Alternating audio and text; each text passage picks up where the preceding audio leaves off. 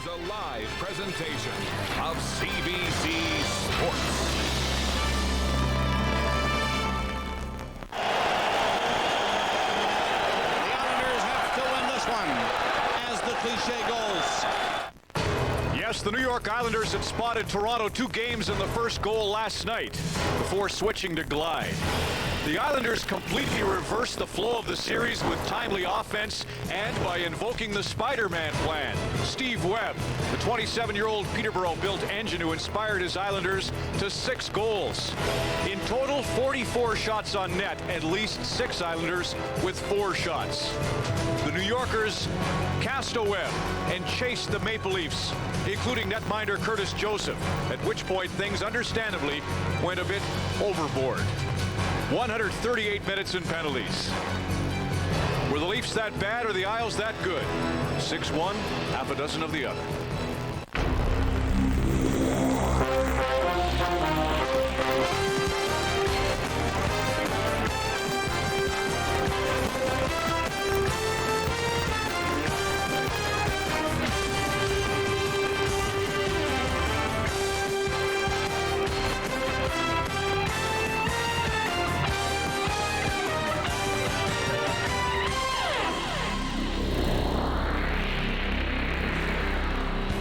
Nassau Coliseum on Long Island as we get set for Game 4, the second game in 24 hours. Strange flow to the series and the schedule. Toronto and New York set to do battle with the Leafs leading the series 2 games to 1. We welcome you to Studio 43 in downtown Toronto. Obviously, you lose 6-1. It's as good as losing 2-1. In fact, it might even be better for Pat Quinn's gang to get blown out in that game. They can readjust. However, the Islanders did look pretty good. There are some injury concerns. Brad Isbister, we are just finding out, has a wrist injury from last night's game. So Isbister is out. Trent Hunter, 21-year-old from Red Deer, Alberta, will take his place. More on that story in a moment. For Toronto, they were hoping to have Michael Renberg back in the lineup tonight. He can't go, we understand now. But let's get further developments ringside. Go up to the booth. Bob Cole and Harry Neale to kickstart our preview of Game 4 for the Isles and the Leafs. Bob? I'll tell you, Ron, yesterday's game, I can't think of anything that the Leafs weren't beaten at. Penalty kill, shots on goal, power play opportunities and goals, intensity, hits.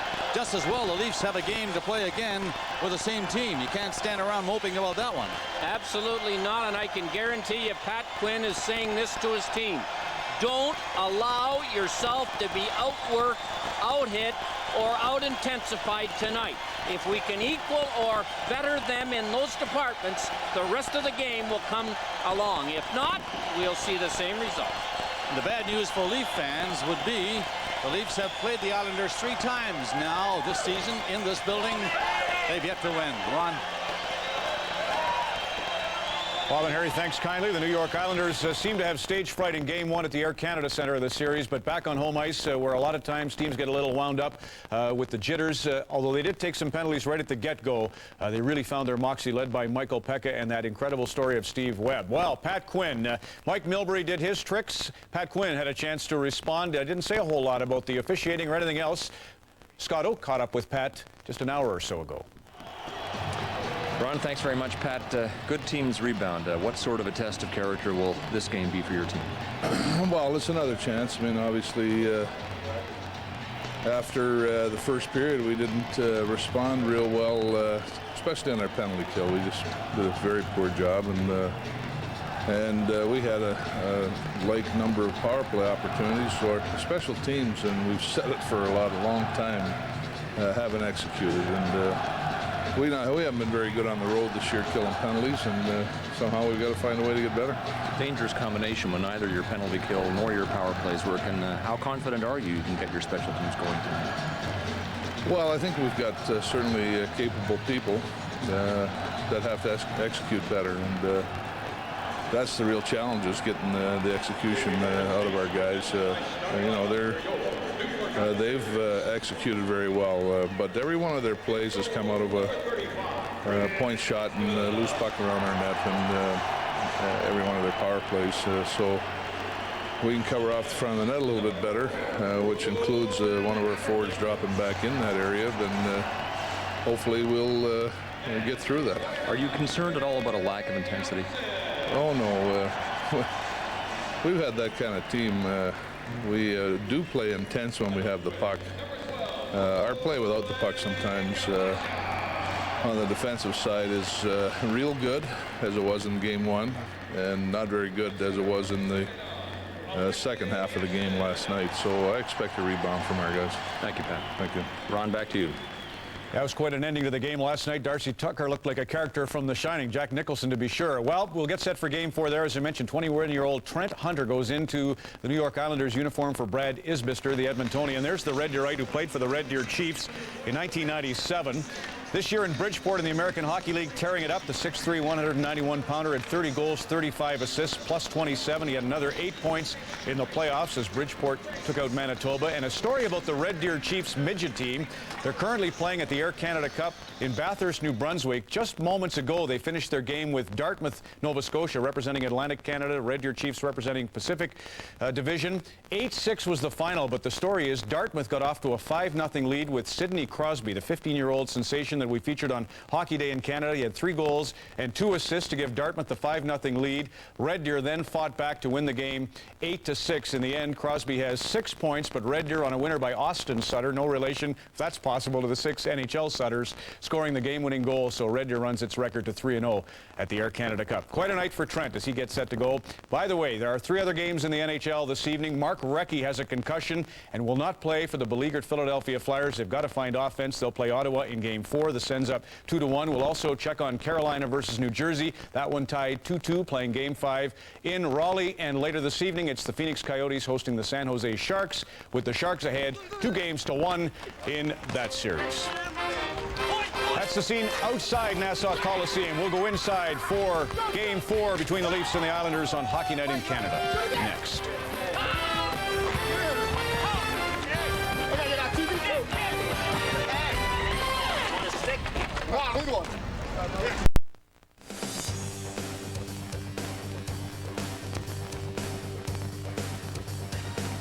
Back in Toronto and Long Island as we get set for the Islanders and Leafs game number 4. Another development here. Kevin Weeks is getting the nod for Paul Maurice and the Carolina Hurricanes. So Artur Zerbe, the star of games 1 and 2, is out. They'll go with Weeks against the New Jersey Devils in that one deadlocked at 2-2. Set for the action in New York. Here are Bob Cole and Harry Neale. Robert. Good evening, everybody, and a capacity crowd on hand again at the Nassau Veterans Memorial Coliseum. Curtis Joseph maybe wasn't at his best last night, but he didn't get a lot of help. 39 shots when he left in the third period. Corey Schwab finished up. Chris Osgood at the other end. The Maple Leafs fired 35 shots on Osgood, but could only beat him once. He had a great night last night. Referees in this game: Dan Marawali. With him will be Brad Watson. And the linesmen are going to be Tim Nowak and Pierre Rasenko again. Starting for Toronto, Lume and Berg, Roberts, Corson, Reichel up front. For Long Island, it'll be Yashin, Parrish, and Kabasha as you look at Trent Hunter on the bench in his first game in the National Hockey League. He's up from American Hockey League. Today, Leafs get the puck in their own zone. Made up over the line, and Corson tried to go in. It's in wide of the net. Corson slipped it behind the goal. Leafs attacking first. Coming out strong in this game. As you heard Pat Quinn, they're going to have to come out strong and stay strong. They're ahead in the series 2-1, but the Islanders threaten to tie it up here at home. Reichel on the puck again. Feeds it back for Roberts. He's bumped by Yashin. Leafs keep the heat on, but now Yashin scoops it out across the line to center ice. Lume feeding the puck back. Green shot it through center. They back up over the Maple Leaf line. Two teams trying to change. Played over a minute. Some changes have been made. And here's one of them. Bates. The puck in, and the new guy, Trent Hunter, up from Bridgewater, gets his first shot of his first game in the National Hockey League. Well, Ron McLean mentioned some of the statistics this young man's come up with as he leads that farm team that will be playing the Leaf farm team in the next round of the American Hockey League playoffs. And here is his first NHL shot. And it is easily handled by Curtis Joseph.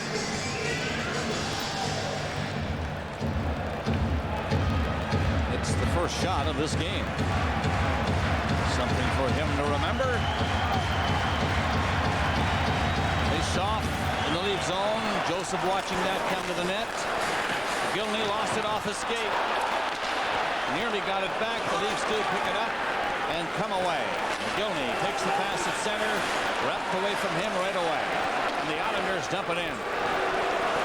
Convincing 6-1 win last night. Joseph nearly gave it away. Dangerous play.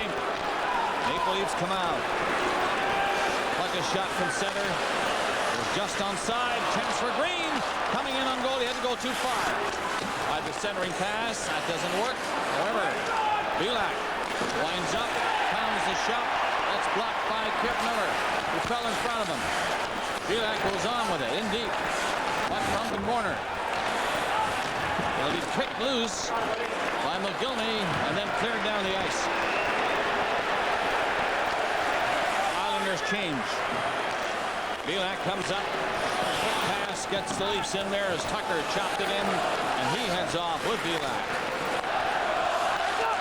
Islanders bring it away. 3 of them get to center ice. Bates, though, didn't get the pass. It was intercepted right in front of him. There goes Hunter behind the net. Fights for it, trying to move it back out. His second shift already in the game. He does get the puck up front. No shot from in front. Long one is gloved by Joseph. And off his glove and into the corner. Hunter in there again. 21-year-old getting lots of action early. Tipped in front of the net for him. Didn't see it right away. And the Leafs in a little bit of trouble. Shoot the puck to the line and finally out. Got back in. It's Webb on the ice. That's why you're hearing the cheer. But the first hit, as far as Webb is concerned, is on him. Steve Webb. That's what they're saying. And here he is with the puck. Quick pass. The point. Couldn't handle it on a skate. There goes Webb after it. Sharp angle. Took the shot. Bucked his man in the corner. Knocked him down. Ekeberg. The point takes it. Webb on the boards. He's bumped again by Berg. Berg falls. Webb gets the puck behind the Leaf net. Turns the other way with the pass. Blake trying to center now. He falls to the ice. And the Maple Leafs get the puck out. Nearing 4 minutes. Good fast start to the game. Good clip. And the Maple Leafs had to come back and touch up, and that'll be an icing call. And they both need a break. Well, there was no doubt about the fact that the Islanders were inspired by the play of Webb. He led the team with hits, and he only played slightly over 10 minutes. And there were about 6 Leafs that he really got a big chunk out of. And every time he came on the ice, the fans cheered him. And if you had trouble getting ready for the next shift, if you played for the Islanders after watching this guy work, then you're not involved like you should be. And here at the end of the game, he gets a big hug from his coach and says, I'll play a little more tomorrow night, I think. We may see a little more of him.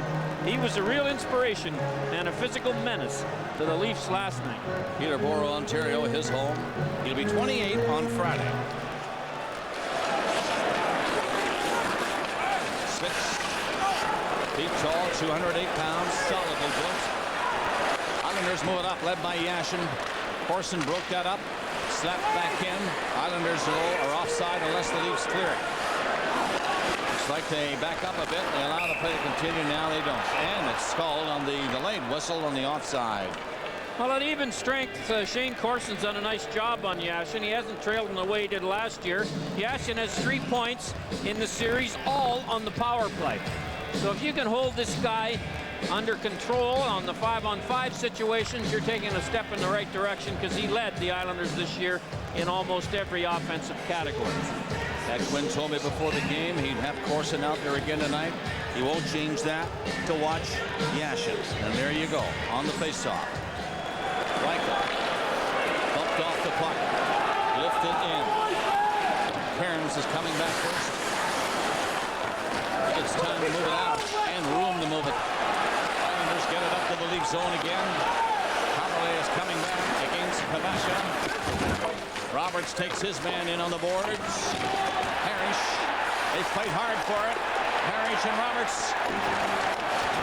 They continue to battle, and the Leafs bring the puck out. No score first period. Broken up at the Islanders line, and it's shot away by Kavasha right away. Hamrlik. Corson. Dumped in on goal. Osgood leaving that to the side for Hamrlik. The Leafs making changes. That is Tucker in the forechecker on Hamrlik. They made the pass. Green couldn't pick it off. It shot all the way down the ice, though. That'll be an icing call against New York, as McCabe is racing back for it, and he touches up. Well, Gary Roberts led the Leafs in hits last night, and this, of course, is his third game back since missing about a month with bad ribs, but they don't seem to get in the way of his physical play. And 2 goals last night by Parrish, and he and Roberts have a battle behind the net to the left of Joseph for quite a little while as the puck's up for grabs. The referees have been pretty lax today, because here's an obstruction play if you've ever seen one. However, not in the opinion of the guys with the whistles. No score. Only the 1 shot on goal. That by Trent Hunter of the New York Islanders. One near Osgood was just wide of the net. They rule. This one is wide also. So Yashin comes back, and the goalie traded by him and out the other way. Bates had to back up. Good pass in front of the net, and here they come. Up through center. Yashin takes it, shoots it in, and Trent Hunter is up on the play again. Around the goal, it's lifted away into the corner by Pilash. On the shot, whistled hard but high to the glass. Hunter forechecking. Leafs got the puck up across the line, and at center, it's stuffed in. Broken up quickly. Hunter play inside his own line. Tucker made a pass. Point takes his man. They lose the puck. In front, Mogilny again. And a third shot can't get by Osgood. Mogilny scored first last night for Toronto. And he gets a great chance here to give the Leafs the lead. 3 times he tried. Good. Makes 2 nice stops on the Mogilny chance here as he steps in behind everybody, but can't put it by Osgood. And from the face-off, the puck into the corner in the Islander zone. Out it comes to center ice. Koski just missed it up there. Lume coming back. He was caught deep in the Islander zone. Domi lost it. Scatchard will shoot the puck in for New York. Leafs back to clear. They get it out to center. Domi skated by the puck. Hits for the net. Pauly fired it in for him. He just missed it in front of the goal. And Koski takes over in the New York zone. However, he's bumped off the puck by Gary Volk. Nystrom shot it up across center, down deep in the Leaf zone. The Islanders will change on that shoot-in. Nearing the 8-minute mark of the first. There's no score yet. Webb is on the ice again. You can tell from the cheer. He went up there and right away delivered a heavy hit. Now he shoots the puck in, and the shot by Blake is stopped. Here comes Webb again. Another hit in there on the forecheck. Belak is back, looking over his shoulder. Webb is coming. Webb just missed a check himself. And the Islanders keep it in from the blue line. Long shot. Joseph got a piece of that, and it's shot across to center ice. Cairns. Hoagland up, but offside is called. Corson and Cairns have words. Little pushing, and now Blake comes in to talk to Corson. He gets a shove. Well, Steve Webb, you can hear him forecheck, and I'm sure if you play for the Leafs, you can feel him forecheck. As he, on his second shift, decks Kaberle with a nice hit. I don't see Matt Sundin on the Toronto bench. Now, I don't know whether he went to the dressing room to get some equipment repair or his skate sharpened, but he has not played since the first shift. And you can see he's not on the Leaf bench at the moment. We'll try and find out what the problem is there. Face off outside the Islanders line. Kenny Johnson. Long shoot in does not work. It was a high stick though. So that has to be called as Roberts played it.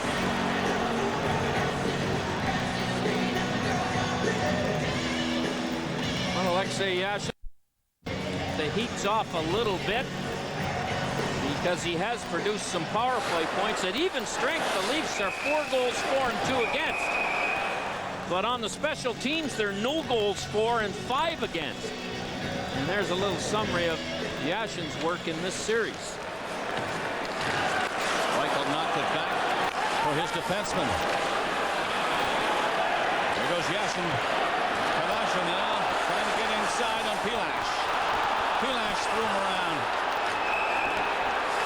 Puck behind the net, and the play has been called. I think there's double penalties going here to Parrish and Gary Roberts. Seems that way out across center ice somewhere.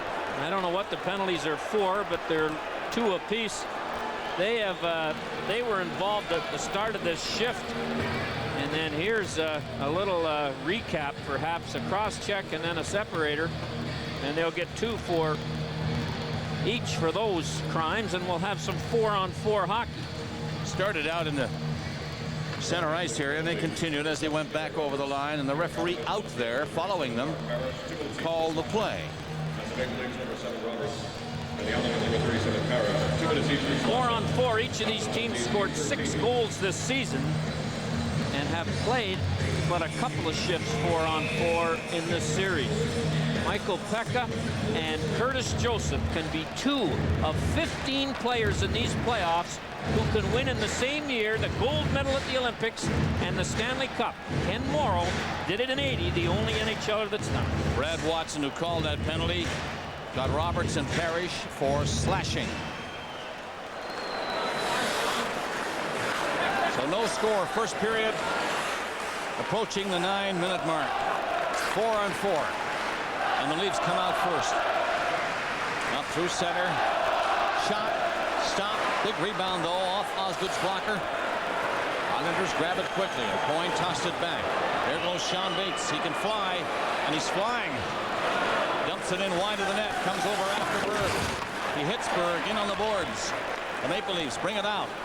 Mogilny comes up to center ice. Gets over the line, okay. Lost it. Nearly got it back. Yashin gets it ahead to Bates. Bates is up, but 3 Leafs are on him right away. Yashin in front of the net. Can't get the pass. Circle the goal, came looking for it, but the Leafs have it. 4-on-4 now for another 1:07. Islanders are changing. The Leafs are waiting to bring it out. Long pass, worked up to center ice. They get it in, and Mogilny was in front of the net, but McCauley couldn't get it over for him.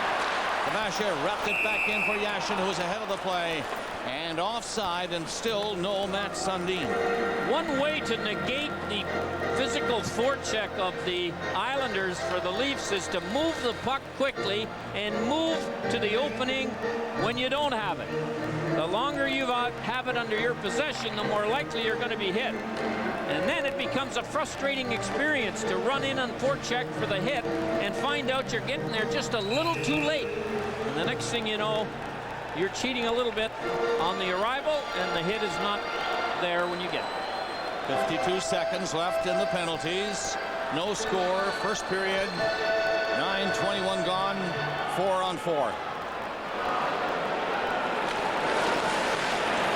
Corson lost the puck. Koski moved it over the Leaf line, but McCabe was right there.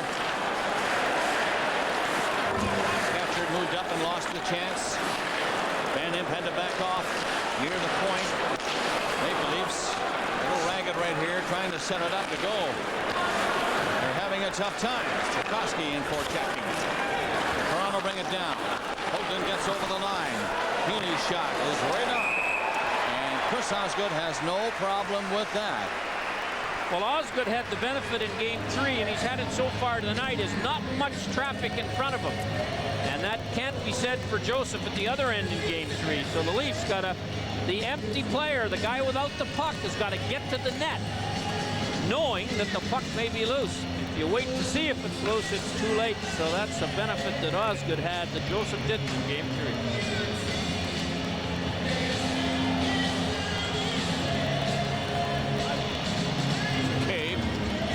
Defenseman. Sketcher gave him a little rub outside the line.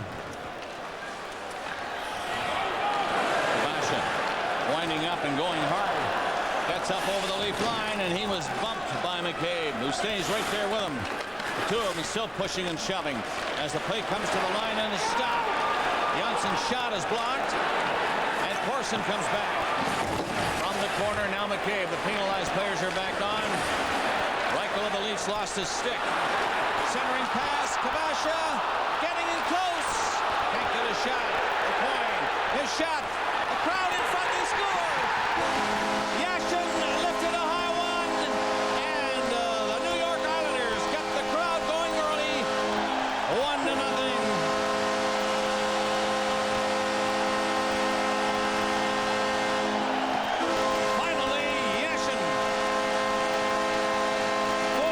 The 6 Islander goals in yesterday night's game were scored on rebounds. And the first one tonight, the same thing happened. Defensive zone coverage among the loose men in front for the Leafs has been loose, like it was right there. There were 2 Leafs and only 2 Islanders, but Yashin was all alone to put the rebound in. You have to search that guy out before the shot gets to the net.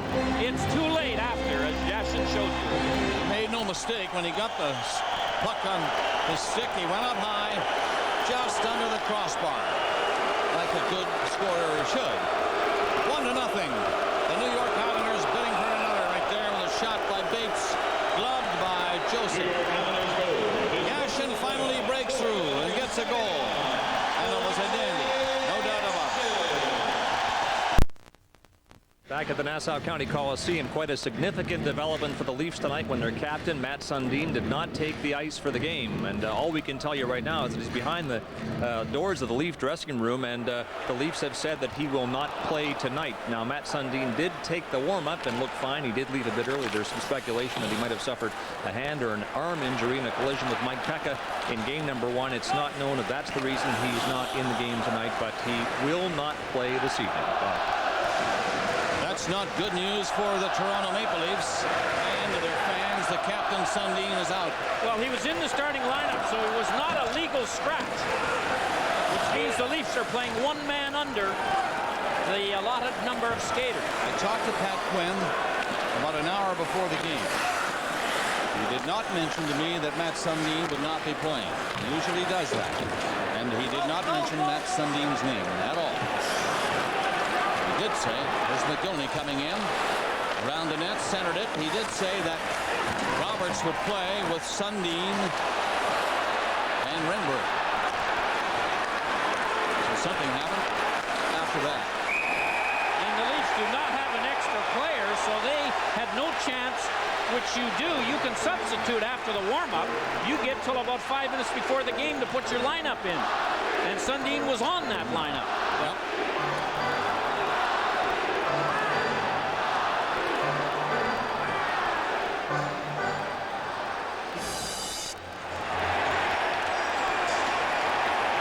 Darcy Tucker was a fire wagon at the end of the game, through the last few minutes of the game last night. Bit feisty as you see. Took a hit from Webb. Came back after Webb. They nearly got going at center ice again, and so did Blake and Tucker. That's after the penalty now, and he's shouting at the captain of the Islanders, Mike Pekka. Yashin has the only goal. Parrish and a coin assisted on the goal at 10:30 of this opening period, and the Islanders are ahead 1-0.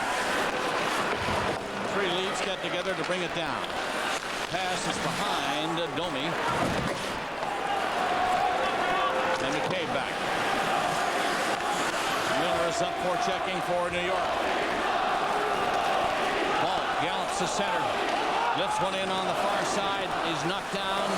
5-hand in before he could get near the puck a second time.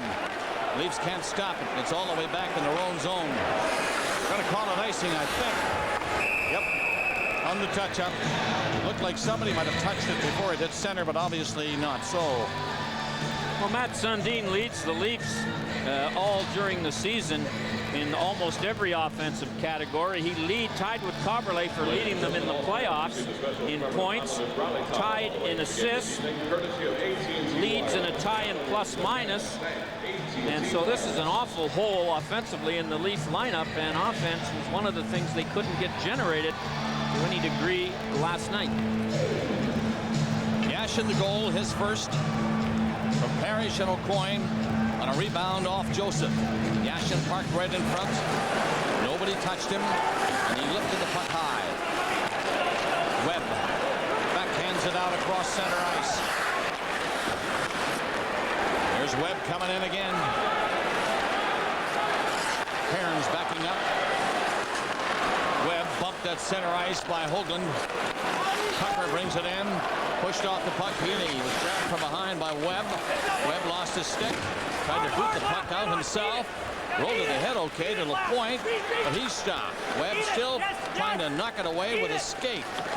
Leafs keep it in. The shot doesn't get very far. It was blocked. Leafs get it in over the line and come in after it. Islanders will clear, though. Nearly a break at center by LaPointe. And he had Parrish with him. 1-0. The Islanders are leading with 6:35 left in the first. Belak flipped it away to center ice. Islanders are looking more and more organized now as the period moves on. Joseph saw that shot the last minute, I think. Moved in a hurry to glove it. It came from center ice. Parrish tossed it up. Kavasha in with Parrish. And the shot, difficult angle. Joseph made sure nobody would get too close to him. And put his arm up. And you can see that Parrish goes to the net like many of the Islanders do on any kind of a shot, just in case there's a rebound. And Joseph knew he was coming, made the catch. And last night he got 2 goals against the Toronto Maple Leafs, and both were similar. Rebounds after he got himself in good position in front of the net. That one and this one, where the goal scorers hang out. But it's a tough life, and the Leafs have to improve on their coverage on plays just like those two.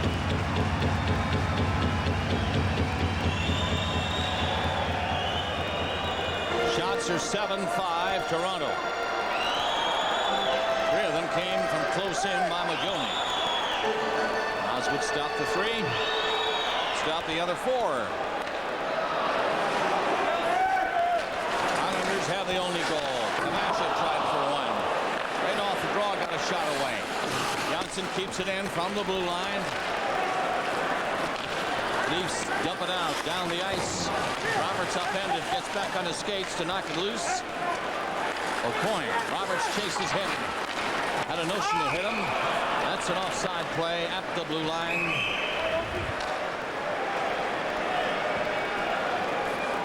Roberts all afire, looking for some action. Well, it's 1-0 New York. 5:50 left to play in the first period. Islanders are looking sharp. They've taken the lead on the goal by Yashin. And they keep the puck controlled inside the Leaf line most of the time. Lifted up now by Toronto down the ice. Waved off. Cleared, back out again. And Domi tossed it back inside his own blue line with Bates up for checking. Knocked down at the line by Pekka.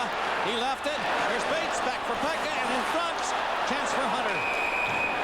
And a penalty going to be called. It was a slash delivered by one of the Maple Leafs.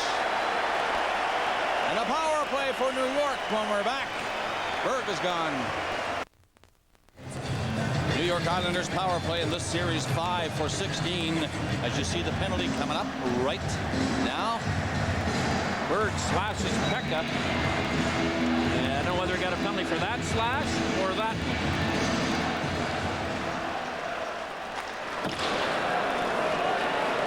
3 yesterday, 4 for 9 on the power play, and that killed the Leafs. The Islanders are ahead 1-0 now. Under 5 minutes left in the first period. They'd love to open up a 2-goal lead and really get control of this game. Tie the series at 2 games each. Friday, Game 5 is scheduled for Toronto at 7 Eastern Time. If there's a 6th game necessary, back here on Sunday at 8 Eastern. Islanders move it up and shoot the puck in. Kaberle after McCabe. He doesn't clear it. Hamrlik kept it in. Kaberle was waiting for it, and then McCabe, they drilled him on the boards before he could play it. Puck went over the glass out of play as McCabe ran into big Kaberle. And the Leafs, as Pat Quinn mentioned to Scott Oak, have got to do a good job. There's one that nearly might have been called as McCabe turns around and apologizes already. That the Leafs have to be careful of the point men. That's where the power play goals were generated from on Friday night. So have a look at the Leaf penalty killing forwards. Can they take away a Coyne and Hamrlik and yet help in front of the net? That's the challenge. 4:19 left of the period. Toronto trying to kill one off. Important kill right here at this stage of this hockey game. Leafs won the first 2 at home. 3-1, 2-0. 6-1 New York last night. Islanders down to center. Coyne dumping it in softly to the corner. That's a good shoot in. But Pilash ripped it hard by everybody and down the ice again. 40 seconds left in the penalty as Adrian Coyne takes it and steps out. And he passed to the middle for Bates. Stops to the point. Hamrlik other side. Coyne faked the shot. Ball clearly took it from him. Hunter kept it in. That is Bates again. This is Hamrlik. And Bates, he's got a good angle right here for a shot. There it is. Rebound. And Joseph covers with Trent Hunter standing right in front of him. Jyrki Lumme doing a nice job, though, tying up the stick of the rookie Hunter. And the Leaf penalty-killing forwards are either taking the point shot alley away or hurrying it up. Now watch Lumme with Hunter. Tie his stick and hands up if he's too big to move. And Hunter, who, when you lead the American Hockey League affiliate team in scoring, you know where the net is. And he's a big, strong guy and had position for a second on Lumme. Ironically, his team will play the Leafs AHL team starting Friday in their best of 7. So the Islanders and the Leafs are going at it here. Bridgeport and the Baby Leafs will start Friday in Bridgeport. In there's Tchaikovsky. Dumps it back to the line. Another scoring chance coming. Low shot is wide of the net by Coyne. Janssen fired it in. Tchaikovsky centered it. Off-scatchered. And now the Leafs bird will be there to pick it up and clear it down the ice.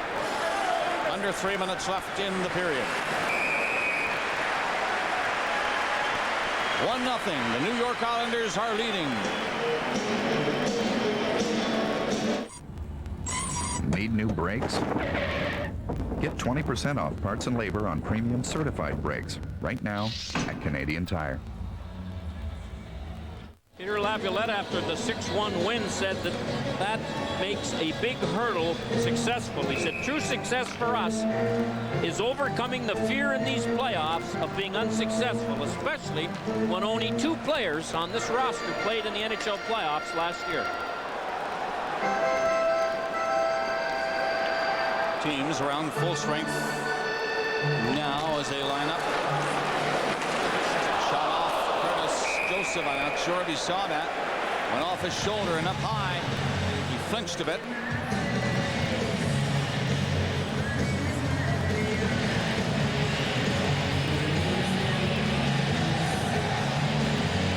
The Islander defensemen Janssen, Coyne, and Hamrlik are the offensive stars.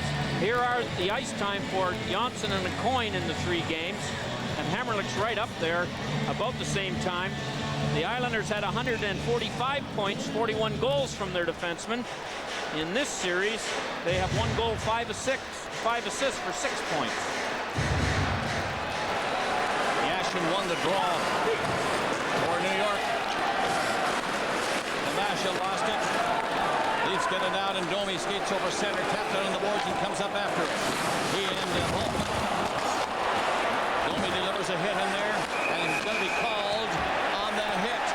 Domi came in and drilled the Islanders player in the corner, and for that, he's going to go.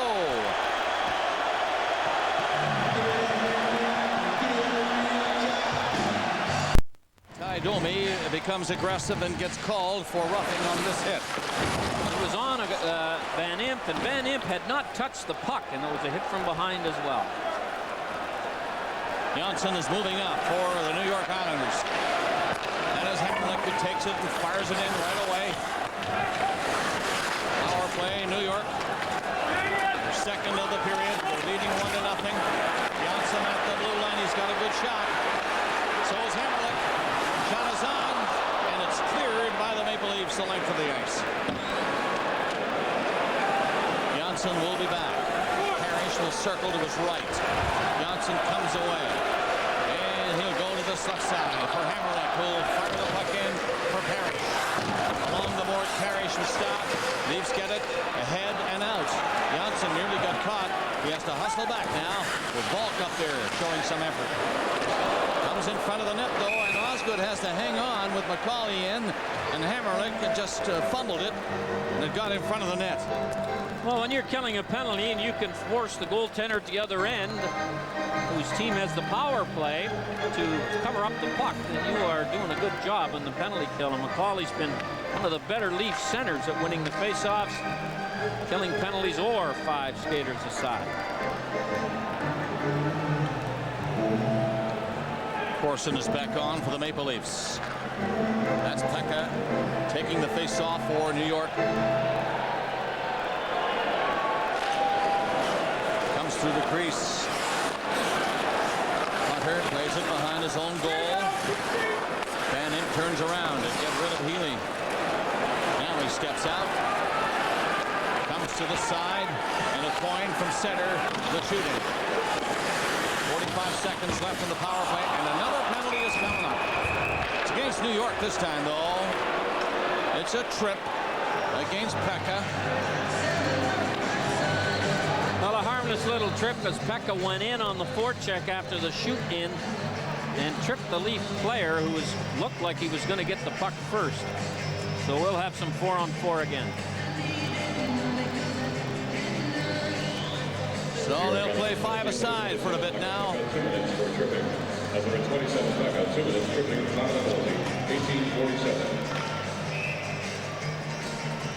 Welcome you people who have been watching the Philadelphia-Ottawa game. This is Pekka in the penalty box, and here's why he's in the penalty box. Kaberle gets there first, and Pekka on a little bit of an excuse-me trip. But he joins Ty Domi, who went off 30 seconds ago for roughing.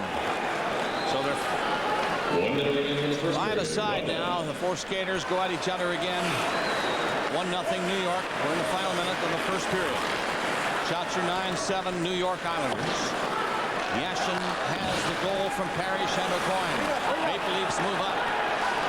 Kaberle gets set from the line. McCabe drills a shot. Look out! Osgood recovered in time. He had no idea it was high and bouncing down in the goal crease area. Kaberle is going to get a slashing penalty here as he slashed the hand of the Leaf player. I think it was Roberts who was in front of the net trying to get to the puck when it went off Osgood and went way up in the air. Kaberle, and here's the shot by McCabe. It's bobbled. And here's the slash coming up right there by Kaberle. So the Leafs, in 8 seconds, will have a 2-man advantage. That's when Domi comes out of the box. Osgood heard it come to the ice. As it came from above him, he didn't know where it was. Here's Roberts, hoping that puck will bounce loose. He took one little chop at it, and then there's the slash across the left hand. And the referee, if he didn't see it, he could have heard it. Kabasha is gone for slashing. It's 19:20 the time. We should point out to you people who have just joined us, the Maple Leafs are without their captain tonight. Matt Sundin was not in the lineup when the game started. He warmed up, and he was on the list as a player, but never came out after the warm-up, so the Leafs are playing one man short. We have no information, I'm sorry, as to why he is not playing tonight. He's in the Leaf dressing room. Mogilny passes back to the line. Islanders lead 1-0, and now Domi is on the ice. McCabe gets set. Leafs a chance to tie the game before the period is done. But they're staying outside. Now they cut in. Roberts pass in front. Mogilny, they score! Mogilny from this near side. It might be Roberts on the other side, though. We'll wait. It hit two Leaf players, went up high, and all in all, it got in the net behind Osgood. It went off Kenny Jonsson as Mogilny took the shot from the left of Osgood. Here's Reichel walking out, and watch this. It goes off Jonsson's stick or hand right into the net. And here's a better look. Domi fighting for position, and Kenny Jonsson gets on the inside and right off his left hand. So Mogilny will get it. Yeah, Mogilny is going to get the goal. He flipped it from that near side, and it hit the Islanders defenseman. The period has 10 seconds as Mogilny draws one from the face-off and then drilled it from inside the blue line.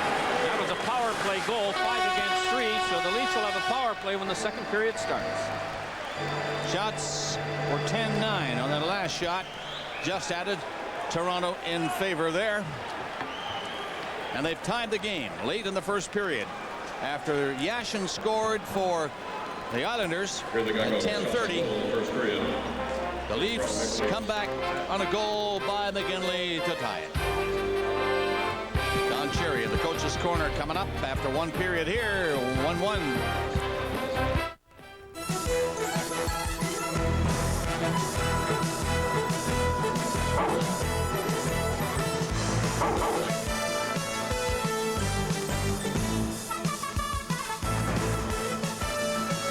Coach's Corner with Don Cherry.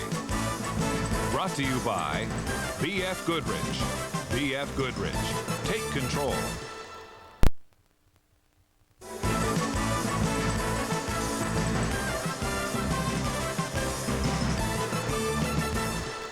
Tie in front, eh? That's what they have to do. This guy has seen a lot of pucks. You got to get him in front. He tied up Johnson or whatever his name is, and that's how it went in. Same in the Vancouver-Detroit series. Been the whole key to almost every goal scored. You got to crash him. I mean, if they're going to let him go, you got to let him go. A guy can't see every puck. We think, or I think, where Sundin got hurt, his wrist, and now all of a sudden he's finding out what Yashin's been going through when Corson is checking him. Or was checking him. He doesn't seem to be checking him tonight. Hey, let's roll it. Let's see where he hurt his wrist. He's going around here, and he comes in. Pekka, he's a tough little nut, I'll tell you. Hits there. See, he hits there, and then watch what I think he right about here. He comes. You can see him hold his hand there, looking down at it. That's what I think he hurt his wrist. That's in game one. Yeah.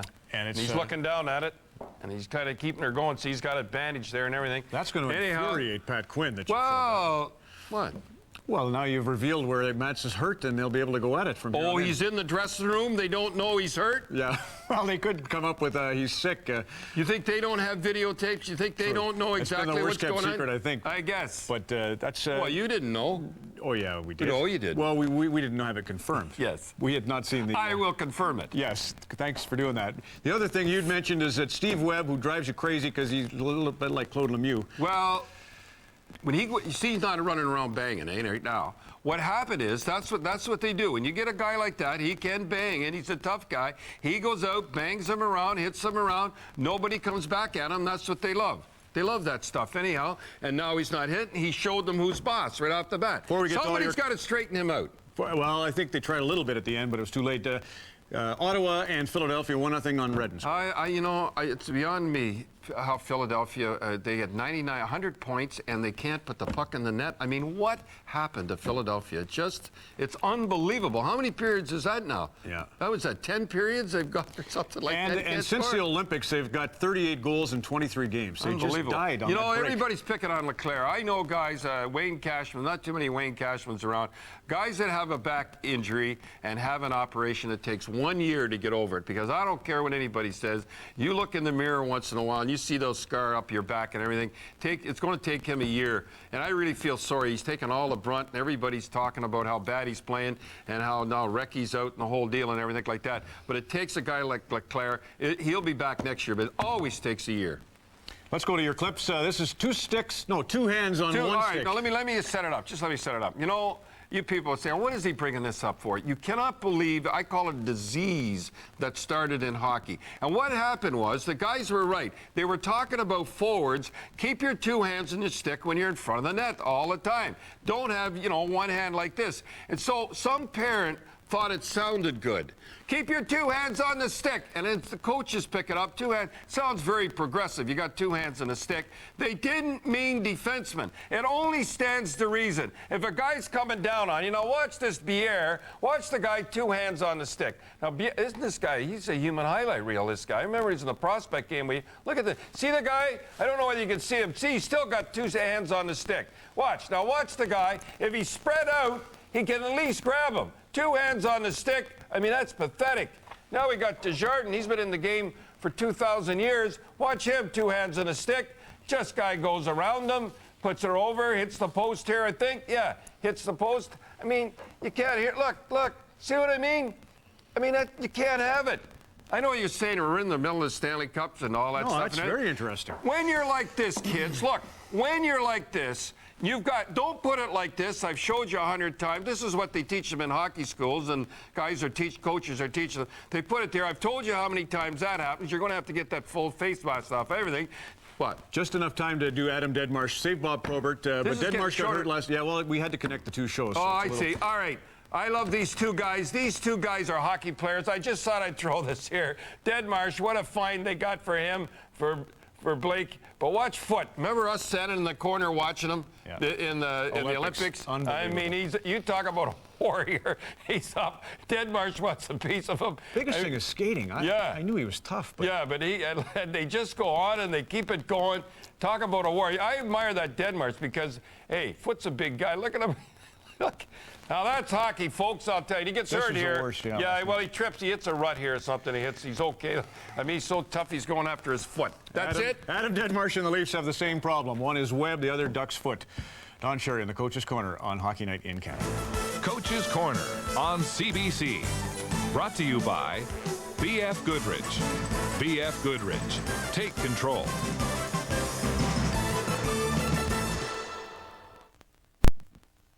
Yashin from Parrish and Aucoin, Mogilny from Roberts and Reichel. But Ty Domi, a big hand in the goal, and he's standing by now with Scott Oak.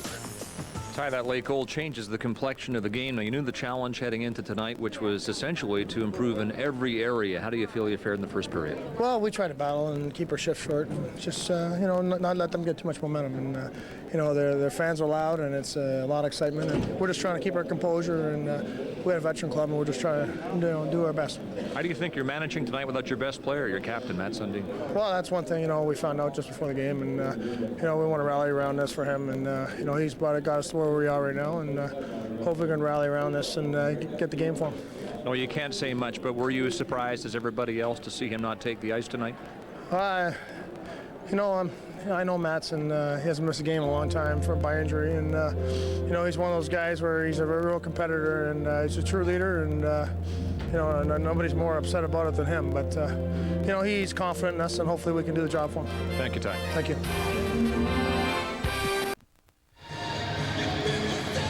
Second period coming up here in Long Island, New York. The Islanders and the Maple Leafs are tied at 1. Pat Quinn said before the game today that we have to make many changes for the good. We were not playing very well last night. Got hammered 6-1. Something has to be done rather quickly. They played a lot better in the first period. It was a very even period. They got a bit of a break on the goal. The shots were even. The chances to score were even. The Islanders killed off 41 straight penalties, counting the last 5 games of the season, plus the first 3 of the playoffs until Mogilny scored to tie the hockey game. And the Leafs are on the power play now. Kabasha's got 1 minute and 20 left in his penalty. As we start the second then, the Maple Leafs with the man advantage. And they get the face-off back in their own zone. They go. Kaberle fires from center. Goalie stopped that. That was a help for Reichel. Roberts is in around the net in the corner on the other side. Roberts takes it again. Reichel is in front of the goal, but covered. So Roberts hangs on. Roberts falls on that check. Reichel comes in to help. It'll be Kaberle pinching in from the blue line. The point took a hit in the corner. Roberts is there too. Kaberle got the puck to him. Trying to come out front, and it's tapped away by the goalie. Reichel and Roberts again. Leafs power play looking for a goal here. McCabe and Kaberle. Kaberle couldn't handle the pass, but then shot it in when it came off the boards. Roberts flipped it in. Roberts again took it on his skate. He was checked. Pass Kaberle in front of the net. A little backhander by Roberts is weak and wide of the net.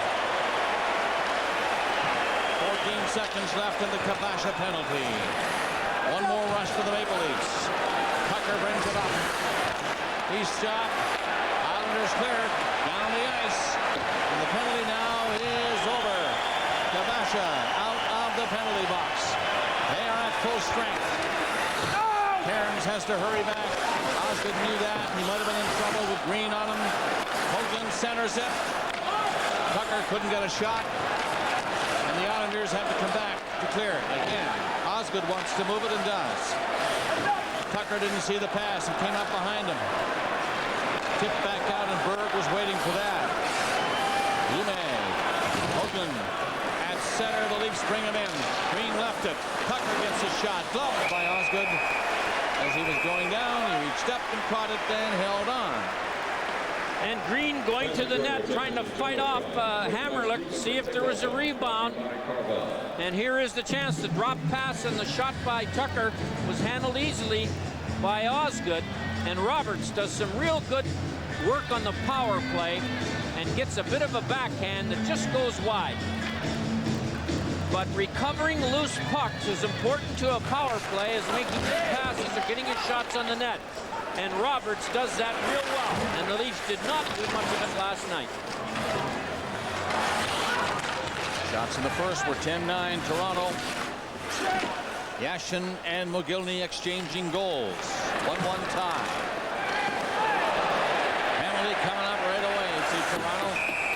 As that rush was stopped just inside the blue line, and an interference call has been made on Aki Berg. Well, it's one of those obstruction calls that they sometimes call and sometimes they don't. Parrish is trying to get to the puck on the dump in, and Berg takes him out before he can get to the blue line. So the Leafs will go into the penalty kill mode.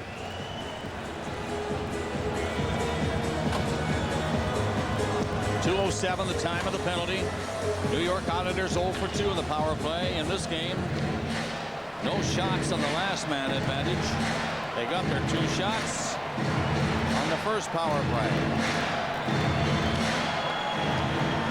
McCauley and Volk, Kaberle and McCabe, the penalty killers. Islanders have Bates coming away with the puck at center. Up over the line, tapped into the corner by Yashin. This is Parrish trying to work it out. Volk missed a chance to move it outside the line. Stays there looking for it. Got a stick on it. But it's Yashin who wins the battle. Goes to the corner again and flipped it over the stick. Bates left it at the line and gets it back. Again the pass. And a shot stopped at the side of the net. Volk will clear it. Put it by Janssen all the way down the ice. He and McCauley go off. 1-1 tie. Power play. New York. And they're up to center again. Parrish dumped it in. That was not a good shoot in. And Lune stopped that easily and cleared it. Travis Green is up on top of Hamrlik. Osgood saw him coming and he moved the puck to the corner. Good forechecking by the Leaf penalty killers. Tucker that time in on his man, and it goes now high over the glass into the crowd up there. The Islanders' power plays in this series is one of the reasons why they're threatening to tie it up, although they haven't scored tonight. If you can see, last night, that was one of the main reasons the Islanders won the game. They've only scored 3 even-strength goals in this series, but when they have the man advantage, they've been a dangerous crew. They ever. Last night, especially people like Parrish. Park right in front. Big Scatcherd is good in there too. Shot away by the Maple Leafs down the ice. 40 seconds left on this power play for the New York Islanders. 1-1 tie, they move it up. Hamrlik fires it in. Kaberle missed it. Here's a chance. Shot. And a penalty call as the shot was taken. A Leaf player, Green, is shaken up.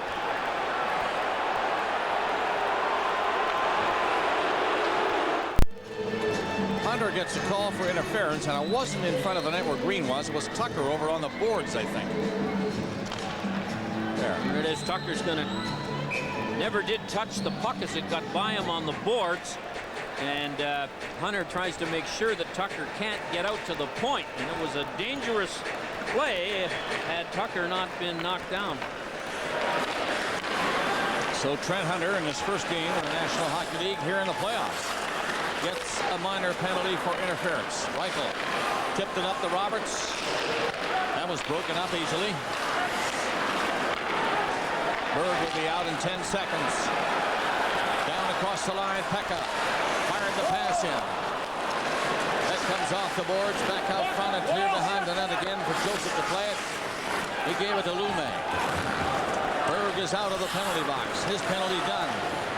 So now the Maple Leafs move up and shoot the puck in around the boards. Roberts picks it up in there deep.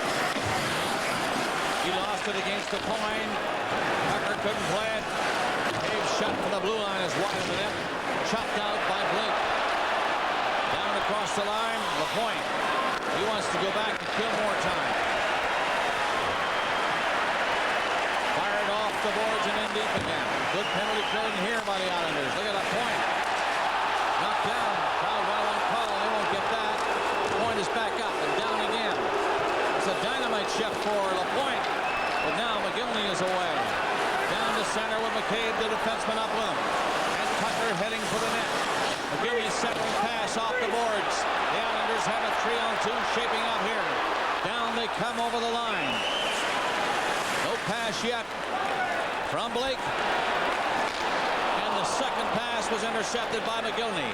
Feeding it dead ahead. Green clipped it back, goes in front of the net. The Islanders pick it up at a good pace now as it's shot down the ice again on this penalty kill. Pekka is up, chasing McCabe. He poked it behind the net. Pekka stays in there. Looking at the clock, he sees 5 seconds left. And the penalty against Trent Hunter. Gloved by Osgood, and he hangs on. And Hunter's penalty has been served. Action in Ottawa, and Ron is watching that for us. Here's Ron McLean. Bob, thanks kindly. 1-0 Ottawa last we checked. Second period action now, and the Sens extend their lead, and it's Sammy Salo sneaking in from the blue line. So 2 defensemen have goals, Redden and Salo, from McEachern and White. LaPointe, who's one of the major penalty killers for this Islander team, and that has been one of their strengths in these playoffs so far. The Leafs playing a much more aggressive game and winning as many battles for the puck as the Islanders are, and that was not true last night.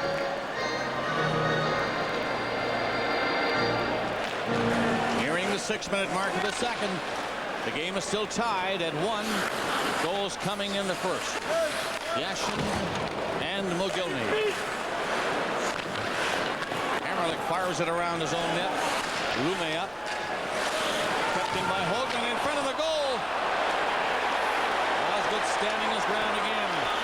Alexei Yashin fires a hard shot. It was flattened when he let it go, and he's slow getting up. Islanders keep it in. Parrish can't get the backhander through, and the Leafs Leave the pressure by lifting it down the ice. That'll be a Nystrom call against Toronto. The game is tied in the second at 1. Ladies and gentlemen. 2 minutes and 2 seconds after the Ottawa Senators make it 2-0 against Philadelphia. They make it 3-zip, and it's a gorgeous goal. Shawn Bates to Marian Hossa. He makes no mistake. Radek Bonk, the other assist. All Ottawa there. Sure is. Ottawa having a tough time in the playoffs. Last 2 years. Starting to smile more now, and that's good for Ottawa. Leading Philadelphia. Is this a trip against the Leafs? No, the crowd thought maybe it was. No penalty was called on that one. Islanders forced to play now in the Toronto zone. In on the boards was Scatchard. He's knocked down. Crowd getting restless. Centering pass, and Volk will easily flip it away for Domi. Domi got to center. It's grabbed by Miller. He keeps going. Domi went in there and takes it around the net. Domi turns the other way, and Kip Miller is going to bring it away for New York and fire it down to Joseph. That's the first shot on goal by the Islanders in this period. We played 7:15. And that wasn't much of a shot. From 180 feet.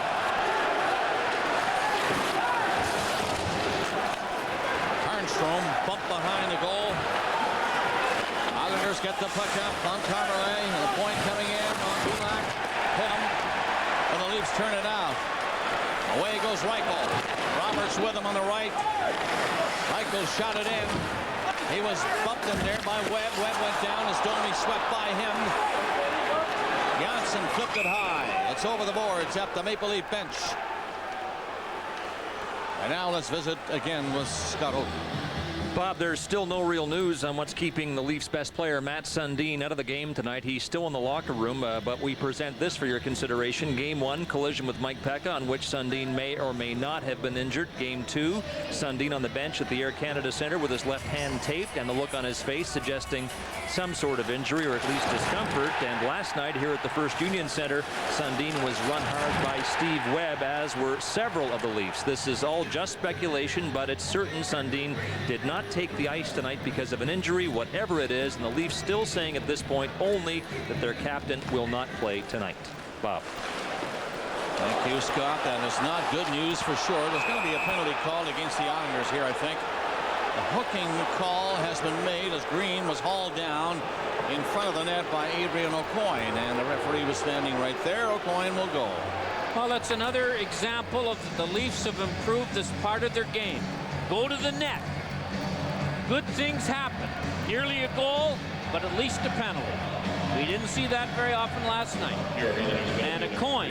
Whenever you force the defenseman to take you, you are running the risk of drawing a penalty. And that's a tough place to live. The Leafs are doing it more often tonight. Toronto has their goal while enjoying a man advantage. That goal credited to Mogilny. Went in actually off Yashin, the Islanders defenseman. Mogilny had flipped it over there in front of the net where he was standing. A 1-1 tie in the second period. Coming up to 9 minutes. And Toronto on the power play again. Their fourth of the game. Mogilny put it in there all right, but that was easily cleared by New York. Kaberle and McCabe.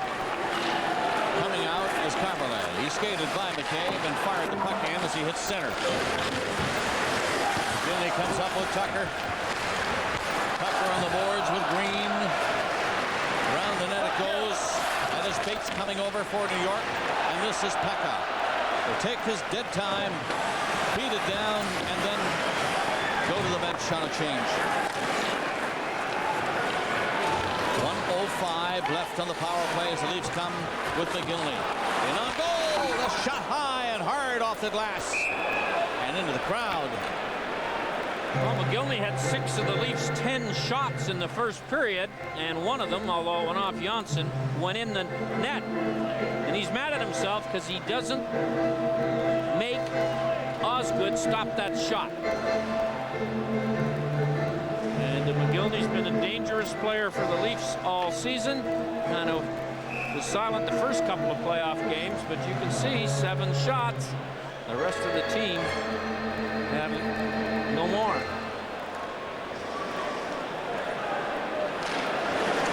14-10 now. The shot clock shows Toronto in front.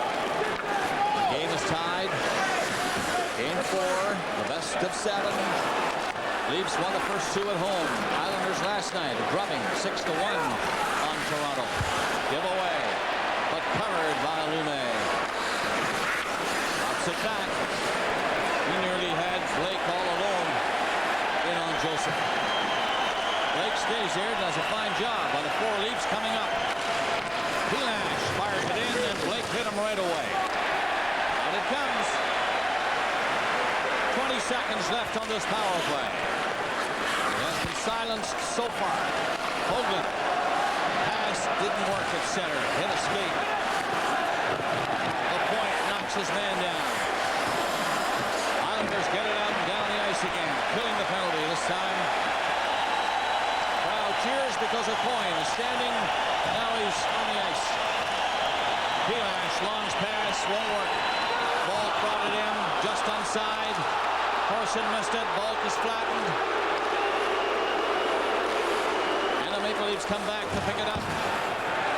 Kenny Johnson feeding it back. And it's to Johnson again. In the Islanders zone now to center. Yashin flipped it on the boards and got it in over the line. But Pilash, no problem, gets it ahead. There goes Shane Carson. Carson cut for the net. Lost it trying to set it up in front. Bulk missed it. And the Islanders bring it back down. Bates up over the line. Bates' pass. The shot stopped by Joseph. Stick save on the short side. McCabe and Yashin. Kaberle to help. On the boards with it. Near the line, kept in. Kabasha poked at him. Yashin in there with him. Yashin flipped it back. It comes to the line. Hamrlik is there. Takes a look. In front. Yashin, look out. He's shooting. Joseph looks around, but he has it. Yashin looking sharp, circling everybody, getting a bead on the nets, and hit Joseph with the shot. Curtis Joseph a moment ago tested on the shot by Yashin. He looks behind him as if it got through him, but it didn't get far enough to cause a problem. Look at this. Joseph knows it's under him, and he gets that glove down to get the whistle. 1-1 tie, 8:54 left in the second period. The New York Islanders. Koski nearly lost it.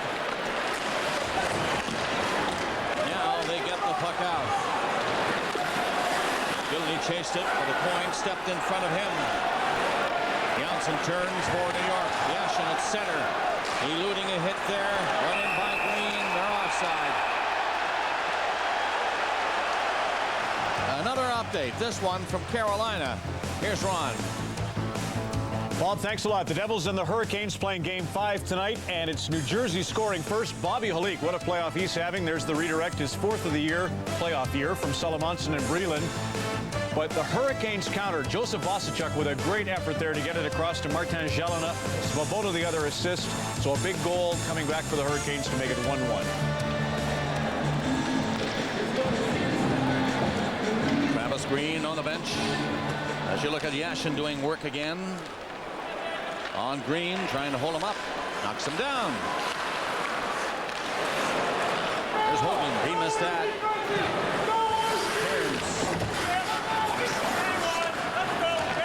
Along the boards, the Leafs try to move it out front. That's Healy.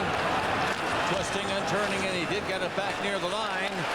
It's poked up along the boards for him again. Takes a hit on the boards, and Hoagland tries to take over. He does, shooting at the other side. Shawn Bates there for New York. Islanders clear. Pekka. Over the line, getting set. Looks back. Just softly put it up near the net where Hunter was skating.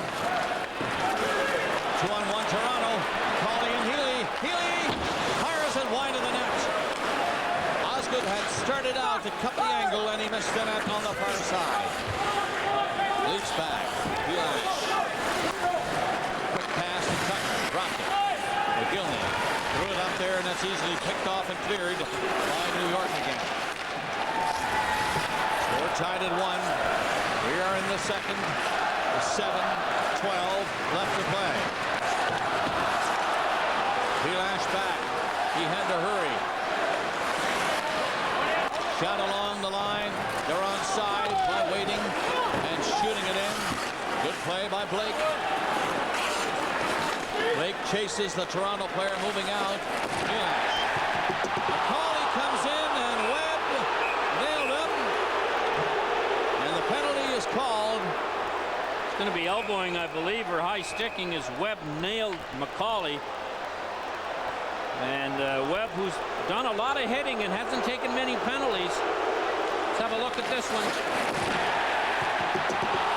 Not much there, I don't think. Webb knew it, though. You saw him look at the referee right after the hit. Well, from the penalty box, we go again to Scotto. Bob, thanks very much. One of the biggest goals in Islander history scored by Bob Nystrom in 1980, the OT winner against Philadelphia. Bob, has the crowd in here the last 2 nights reminded you of the dynasty years? Oh, man, so true. I mean, it's been a long time since we've seen the crowd like this, and it's a thrill for me. Last night's game was just an incredible event because both teams went at it early, and, you know, the fans were right into it.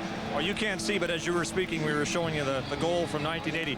Let me ask you this. To you, what's the significance of your team being back in the playoffs? Because you're one of the players who never gave up. You came to all the games during the years of the team, being on the outside looking in.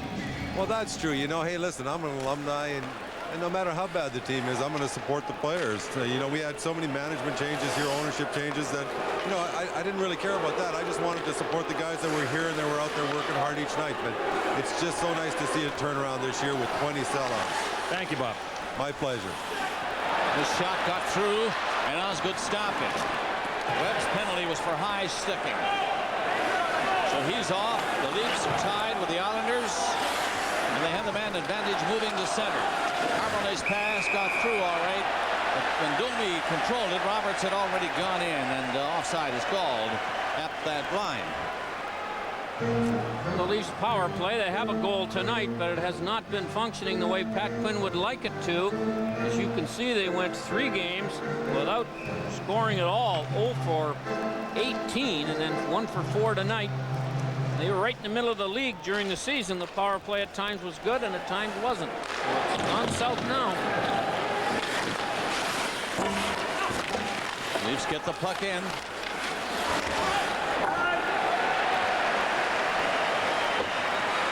Islanders seem to have this specialty team situation set up perfectly for these playoffs. They have been great killing penalties, and now they're trying to kill off another right here. It's stopped at the line, and I think in near the net, the referee in there has called a holding the stick penalty again. If so, it'll be Gary Roberts.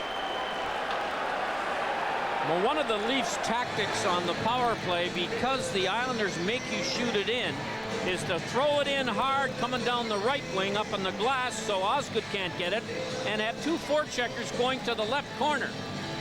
And here is the holding the stick call against Gary Roberts. As the Islander player, O'Coin, drops his stick, Roberts has still got a hold of it. It's not a bad play, as long as you know the penalty's going to be called. So 14-14 of the second period. Gary Roberts for holding the stick. He called 3 penalties of that nature in the game last night. It's the first one in this one tonight. 1-1 tie, 5:35 remaining in the second. Shots by Toronto 15 and the Islanders 12. Look out.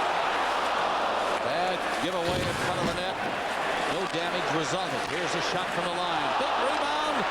Cleared by Green down the ice. O'Coin floats back for it. It went by Kabasha. He was stopped going the other way then and couldn't reach it.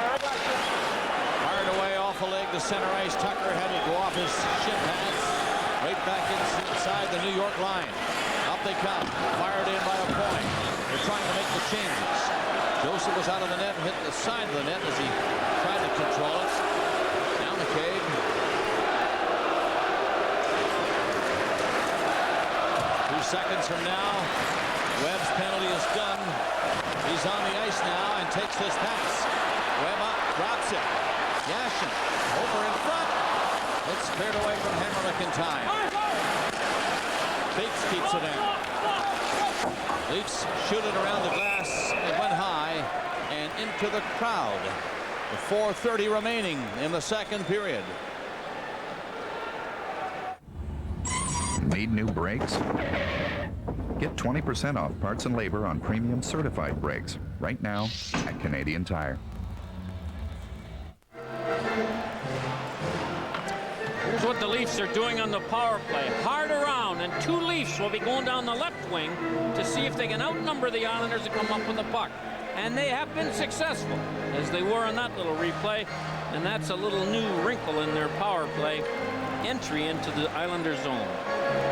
Roberts has 45 seconds left in his minor penalty.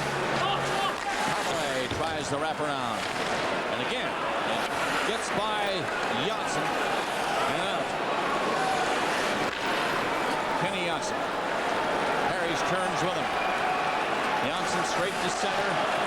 Tipped it in. At the blue line, Yashin had made contact. And the Toronto Maple Leafs clear down to Osgood. Roberts' penalty will be up in 15 seconds as Hamrlik plays it around the goal.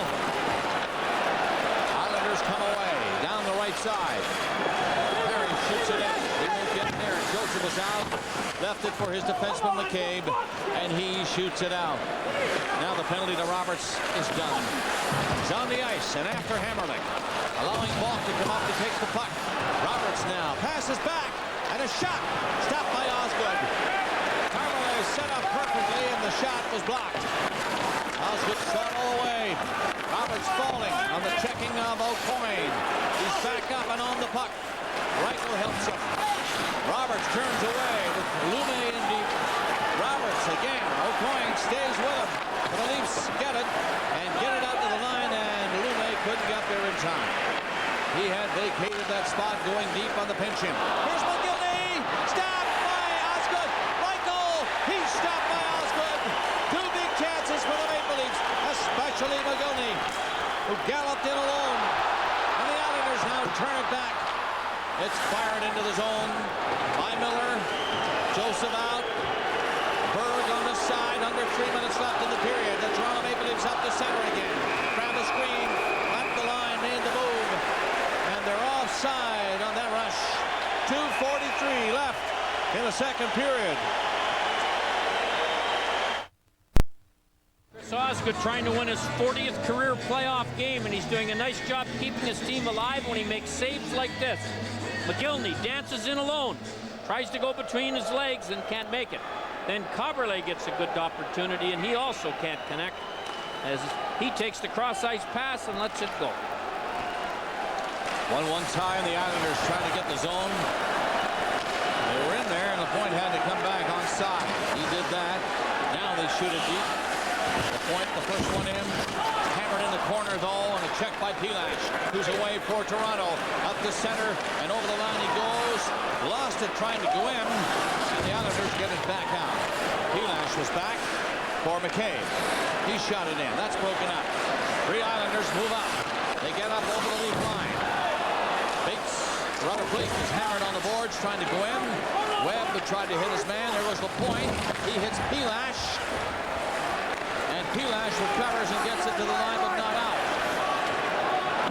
Islanders are changing. Time for McCabe to move it.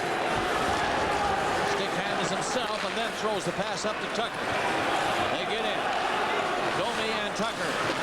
Back in for Domi. That was intercepted by Yashin. He's around the net, away from Tucker. Pulls out by Domi. Gets through center and is skating hard. Coming in on the backhand, won't get the shot. Carried into the boards by Berg, and now he falls on the puck. It comes loose, and Lume feeds it up for Domi. But there's Mike Pekka, and he shoots it in. Slapped to the corner. Islanders with some pressure on now. In on the boards is Hunter. Back to the blue line from the point. Shot in wide of the goal. And again, the Maple Leafs pick it up, and Healy gets out. Puck is down behind.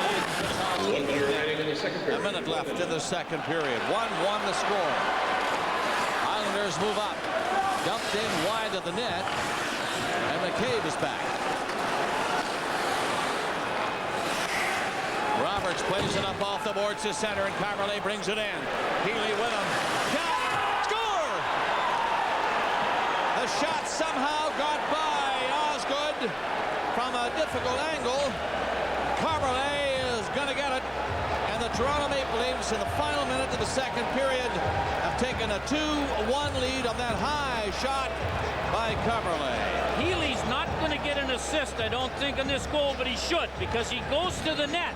That makes Van Imp slow to get over, and you can see that Osgood pulled away up from the short side, and this puck goes between him and the post.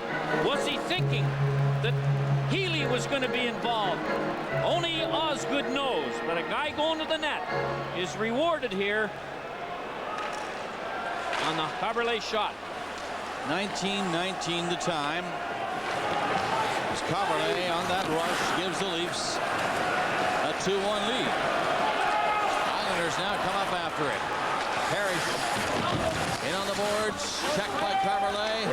Kabasha gets out in front. Tied up by McCabe. Got loose. Turns. Shoots. Low shot is stopped by Joseph. Made the stick save. Good effort though by Kabasha. Down near the boards and cut loose again by the Islanders. Kabasha in front, just missed it. So did Parrish.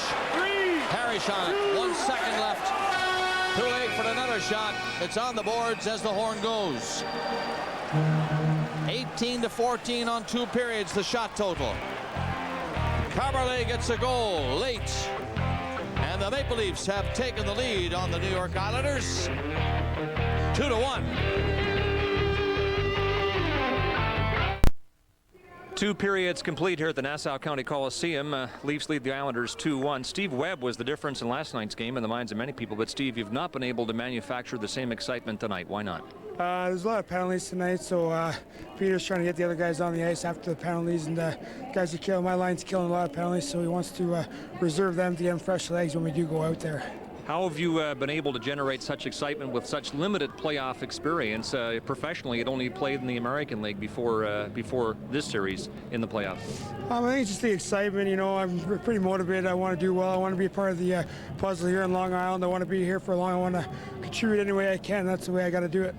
What do you expect now in the third period, given the Leafs lead the series 2-1? How do you assess the importance of it? Well, it's very important. Our back's against the wall. I think our team's got to come in a little more desperate. We should have had a lot of opportunities that period. We knew we had to come out strong. We didn't do it. So hopefully the guys know that. We're going to have to remind them in the dressing room and to come out early next game, this next period, and get things started. All right. Thanks for your time, Steve. Thanks. There is Steve Webb of the Islanders, who was a major factor in game number 3 last night. The Islanders trailing 2-1 after 2 periods tonight. Here's Ron McLean. I want to thank Scott Oak on the national telecast and welcome viewers from the Ottawa telecast. We're all together now. You see it's 3-0 in Ottawa and 2-1 on Long Island.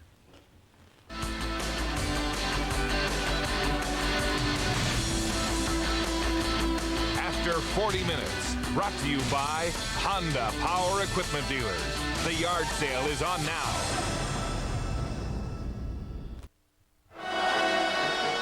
Bob Cole and Harry Neale. And Long Island, New York for period number 3. Maple Leafs getting goal league in the second period. Kaberle at 19-19 to take a 2-1 lead. Has to back up in the zone. Now he takes the pass and moves it up again to the line. Kabasha rolls it in front of the net. What a save that was by Joseph. A good pass by Kabasha. And in off the wing with a great chance. Islanders fail to beat Joseph. Parrish timed it perfectly. So did Joseph. Green leads it. That's shut down the ice for an icing call. Cairns is there first. Good chance for the Islanders to score and tie it in the first minute.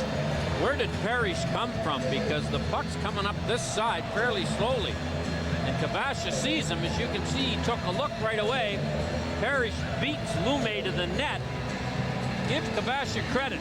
He looked before he touched the puck, and therefore he could one-time the pass. And it was right on the tape. A great play by Parrish to get in the clear, and a wonderful stop by Joseph. Sure was. Keeps it at 1-goal lead for the Maple Leafs. Here in game 4. Toronto will just play it out and down the ice. Nobody was open. Islanders back. Trent Hunter leaves it in the corner. Hamrlik takes it. Back up over the line. Pekka didn't see that pass in time. Hamrlik had to play it back to Cairns. Now to Bates. And Cairns moves up.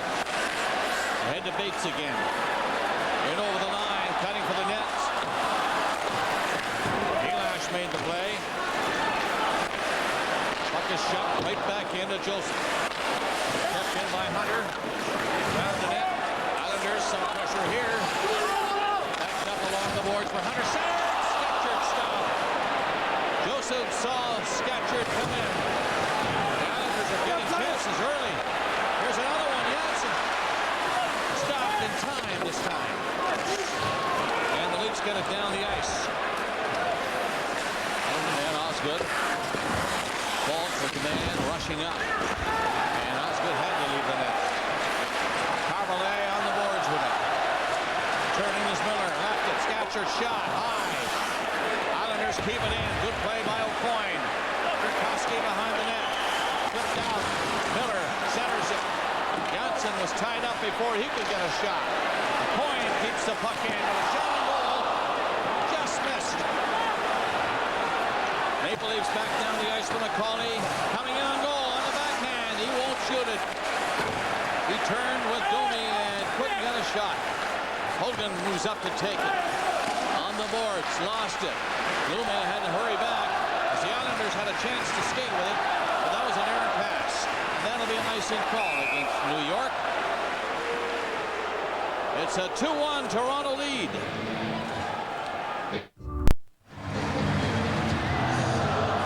Tucker is up to take the face-off for the Maple Leafs, but he cannot win it from the point.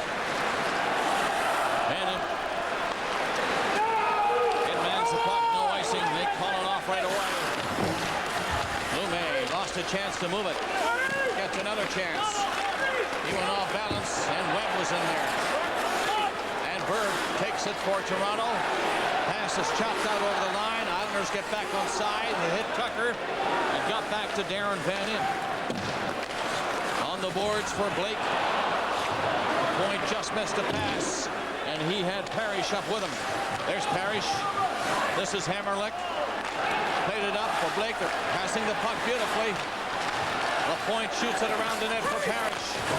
He leaves it for Blake. Back out to the line and kept in by Van Impe. Parrish comes up after Corson. It's flipped high by Pilash. That'll get over the glass into the crowd. Well, Leafs, of course, playing without Matt Sundin. They miss him in the face-offs. He's the best face-off man they've got. And you can see that the ice time by the 4 players, or 3 of the 4 that have played a little center ice, is pretty even. Sundin averages about 18, so those 4 guys are going to go over that.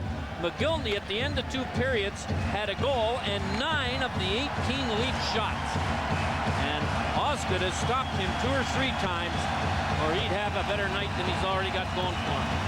Was home free late in the 2nd period and was stopped twice by Osgood. That was before Kaberle had scored in 1919 to give the Leafs a 2-1 lead. Roberts is arguing here with the linesman that he touched the puck with his skate. He fought hard to get there first, tied the race, and the linesman, who was right there, decided the Islander player touched it. Roberts has got 2 assists. He's played a very aggressive game, his best since returning. He may have a point on that argument, but he's not going to win it, as the linesman says that Parrish touched it first. Quinn is with Roberts. He's talking to the linesman about that decision. Yashin is on again. He scored the first goal for the New York Islanders. Mogilny tied it for the Maple Leafs. Kaberle, the go-ahead goal for Toronto late in the second. Roberts passed it over in front of the goal. Islanders now start out, three of them. Yashin up there at the line with Kaberle to his right, takes the shot himself. Off Berg stick and wide of the net. Yashin is in. Kaberle in front of the goal. Kaberle comes back to help and takes the puck. Put on the brakes in there. Tried to center it. It hit a skate. Now get the shot. He drilled it wide. Kaberle dangerous in there now. Kaberle comes in looking for it. Yashin has it behind the net. And a penalty is going to be called against Toronto, I think. But wait a minute now. It may be the Maple Leafs. We'll see. We better not say a thing. Kaberle is the guy going to go. Very confusing play around the Maple Leaf net. Osgood thought the penalty was going the other way. He left the net. And there is the call. Kaberle trips the Leaf player who's trying to catch up to the puck. Kaberle may have not been as guilty as it looked as the Leaf player stepped on the net. Well, Osgood, I said, left the net, headed for the bench. He thought the Leafs were being penalized. It didn't turn out that way. So Toronto leading 2-1 now are on a power play with Kaberle gone. They called it tripping. It comes at 4:36 of the third period. Maple Leafs move the puck up to center. Kaberle drills it in. Tucker. Now he sees it. Banks it off the boards back. McCabe's shot. Stopped in front by Hamrlik. And cleared by the Islanders down the ice. They're going to try to kill this one off now and then get serious about scoring a goal. As we're in the third, it's winding down. They have a chance to tie the series with a win tonight. Very convincing last night, 6-1. And the Leafs are playing without Matt Sundin, their best player in this game tonight. Bielash is the guy back. 50 seconds left in the Kaberle penalty. In it goes. Roberts is on, trying to move in on Hamrlik. He does. Tried to pin him. He went down. It's passed back to the line by Healy. In around the net again. And back out to the point. Islanders can't find it. It's the Maple Leafs Roberts. He's stopped. And a hand pass is called by the referee, I think, out at center ice. Stopping this play. Let's have a look at the 3 goals tonight. Let's see, Yashin scores first on a rebound. That's 5 out of the 7 goals in the last 2 nights have been scored on rebounds. Then Mogilny, he gets a break as he bounces it off the hand of Kenny Johnson into the net. And then Kaberle on a short side shot that you have to think Osgood was worried about Healy. Came off the post, and that's where the puck went.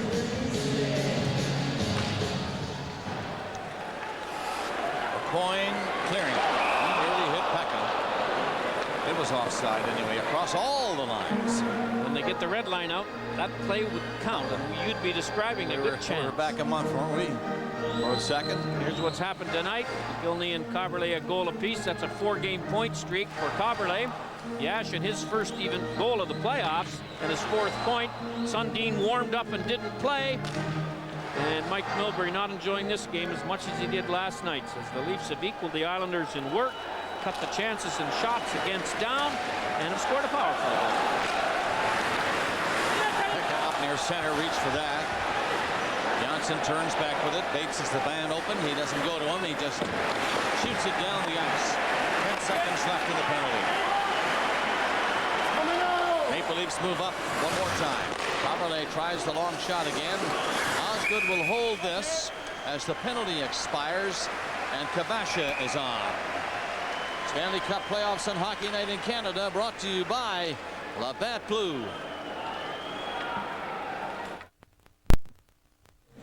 Joseph and Osgood not really busy tonight. There have been naturally some good scoring chances other than the 3 goals that have been scored. 2 by Toronto, 1 by the Islanders. We have 13:23 remaining in the third period. Game 4. Islanders would love to tie it up coming back to Toronto. Leafs would enjoy, no doubt. 3-game lead. They lost last night 6-1. Won the first 2 games in Toronto. Another argument about the icing there. Kaberle looked like he might have beat the Leaf player Lume to the puck. But again, the linesman who was there makes the call. And here it is right here. You be the judge. Did 25 touch it? Oh boy. That's a tough call for the linesman.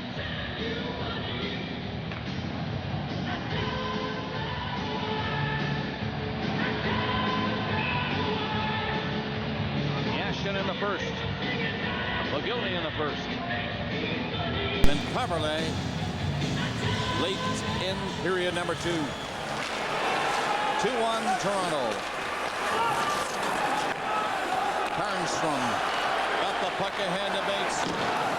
Bates elected to shoot it in. Up there is Trent Hunter. In on the boards with Pekka. He chased Tucker, who moved it fast. And the Maple Leafs can't get it out right away. It's slapped back in deep. Here goes Bates on the boards and rolls it back for Hunter. Went by him. And the Maple Leafs get it off the boards and out to center. Leafs are chipping that puck into the center zone, hoping that the Islander defensemen gamble, and they may catch him on a bad pinch. Nystrom feeds it up for Pekka. He didn't move it anywhere. And it's shot in by Toronto. Bannon put it back at his own goal. Cleared out to the line and stopped. But now Bates is away, gathering some speed as he fights off the check. In on the backhand. Just missed on that far side. Good effort by Shawn Bates. The Leafs are up now with Mogilny. He likes the stick handle in and then tries the shot high on the short side. And there goes Miller. Through center ice. They get it up near the line, but it's in off Joseph's stick. I thought it was offside and it wasn't called. So the play will continue. And the Maple Leafs get a 2-on-1. That was close on the line. Toronto on it. Try to play it ahead. They do. Pace is picking up a little. Islanders back. They're trailing by a goal. We are in the third. We're approaching the 9-minute mark. Cherkasky tried it himself. Doesn't work. McCauley gets it in. He's taken away by Cherkasky, who circles. McCauley comes in forechecking. Domi is with him. Islanders, no movement. They lots of time. To Janssen, long pass. It nearly worked for Mark Parrish. That's icing. That was very, very close to a breakaway pass. Need new brakes? Get 20% off parts and labor on premium certified brakes right now at Canadian Tire. Great series again continues tomorrow. Boston is in Montreal. The Canadians are leading the Bruins 2-1 in that series, 7 o'clock Eastern. And Vancouver back to Detroit now with a series tied at 2 tomorrow at 7 Eastern.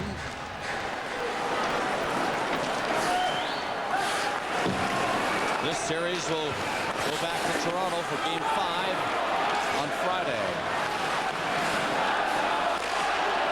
Cairns tried a shot. Cairns tipped it behind the goal. Islanders press the Maple Leafs in on the boards. Yashin lost it. And a long shot by Kaberle is wide of the net. Reichel plays it behind the net. Corson watching Yashin. Reichel flipped it high. Goes over the boards at the players' bench at the far side, and they'll bring it back.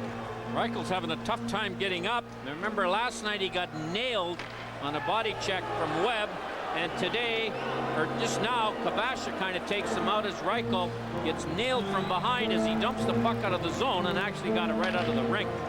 So Robert Reichel, who hurt his knee in the 79th game of the season, missed a couple of games at the end of the year and in the playoffs.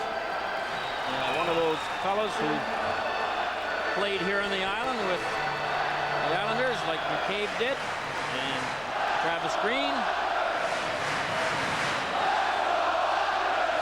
Lively crowd becomes even more lively again.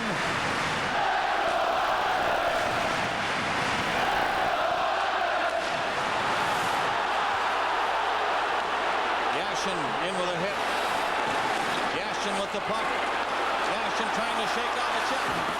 Rolled it at Joseph, and he covers up, and he has to hang on. Well, Yashin has really been a dangerous character tonight, something that he hasn't been in many of the playoff series, including the first couple of games of this one. But McCabe, playing opposite him, gets that stick between his legs, and Yashin can't go where he wants to go.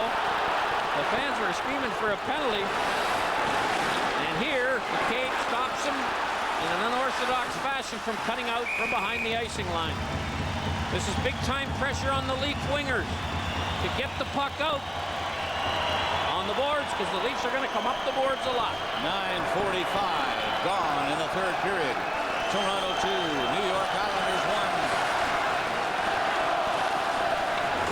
That's Hunter. Flipped it out front. Joseph got a stick in front of that one. It goes down the ice. And the Maple Leafs are up after it. Roberts just missed that. Islanders poke it up over the Maple Leaf line again. It's lifted out into the center ice area. Point had to go back, as he had two mates in, trapped offside. He did a good job of it. In comes Pekka. Dropped it back. Hunter, shot. Another one out in front of the net and cleared by Toronto. And again, that was too high over the boards. The Stanley Cup playoffs on Hockey Night in Canada, brought to you by Labatt Blue. Darcy Tucker getting ready for this face-off. Comes to the boards. Johnson fired it in. Cleared out through center. Mogilny takes it. He nearly got in. He's called on the offside. Update time again from Carolina, and here's Ron. Bob, thanks a lot. As you see, 1-1 third period, just over 8 minutes to go, and Patrick Elias with a really clever play on the doorstep. That's Rafalski, the top point-getting defenseman in the playoffs, to Elias, his second Langenbrunner, the other helper, so 2-1 New Jersey late. Well, New Jersey Devils, the St. Louis Blues, and the Detroit Red Wings all proved you can get off the bad starts in the playoffs. And the Maple Leafs, coming off their worst game in a while, had a strong road game tonight. Miller was ahead of the play that time, and the Islanders are offside. The Islanders, in a game where they've been tied or behind for a good chunk of it, have really been much less aggressive. And that always happens when you're not leading, because you're afraid perhaps to take a penalty. Scatchard has been one of the better face-off men in Islander uniform. Sundin, 7th in the league in face-off wins, is badly missed in that department. Shots are even at this point. 20-20. Coyne takes his lead, and the Leafs bring it in anyway. Shot, stop. Rebound is there, and a little backhander is wide. Coley and Domi in on this play. Islanders though, Scatchard gets it out. Miller fires a pass up to Tchaikovsky. He's stopped. Hand pass through center, and will stop the play and bring it back. The Leafs have been much more conscientious defensively and have limited the Islanders to 20 shots and about half as many good chances to score. Domi rattled one off the shoulder of Osgood on the rush, and it ended up being a pretty good shot and a pretty good stop on a bit of a 2-on-1 right there off the left shoulder. And you can see McCauley couldn't get it. And here's one of the defensive plays I'm talking about. Ball making sure Sierkowski can't go where he wants to go. And sure enough, the Leafs come up with a puck. Islanders had 44 shots last night in that 6-1 win. Right here, only 20 tonight. The Leafs had 35 last night, only 20 tonight. Islanders back up in their own zone. 2-1 Toronto leads. Third period, 8:20 left. Shot into the zone. We've got 8:24 now on this call. They'll bring that back. They're being careful now. Nobody wants to open up just yet. A goal between these two. This is a big game. The Leafs win it. They're up 3-1. And in a position to wind up the series. Islanders can tie it.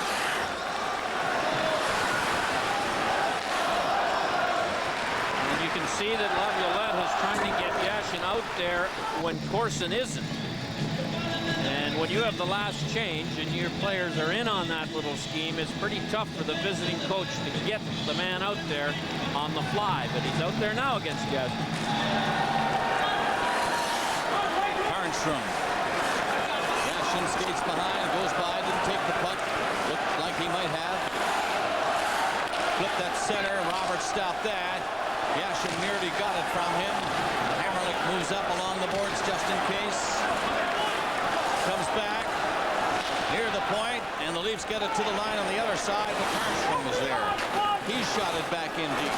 Kabasha's hauled down, and there's going to be a penalty, I think, against Toronto on that Kabasha dump. Yep, it's going to be a tripping call against the Maple Leafs. Kabasha was upended by Pilash. Carroll, Pilash in the penalty box for tripping. There it is right here. Kabasha's the victim. A marginal call, but so was the one on Kabasha earlier. And the Leaf penalty killing, which let him down last night, has a chance to redeem themselves again tonight. There's a view. Well, the crowd like that, I know why he paints it. The crowd senses something about to happen. Back near the line is Hamrlik. Pass along the blue line, and in deep it goes. Yashin was covered in there. And the Maple Leafs get the zone cleared. Ball tossing one in wide of the net. Paulie is the other penalty killer out there for the Maple Leafs. Berg and Lume are the two defensemen trying to kill us off. Islanders on the move. In over the line. Yashin takes it from Bates. Flipped it behind the net. There goes Bates. Gets it back out again. Janssen and Bates back and forth. Janssen ready. Shot into the crowd. And it's cleared by Bates down the ice. Early time, 1:10 left. 2-1 Toronto.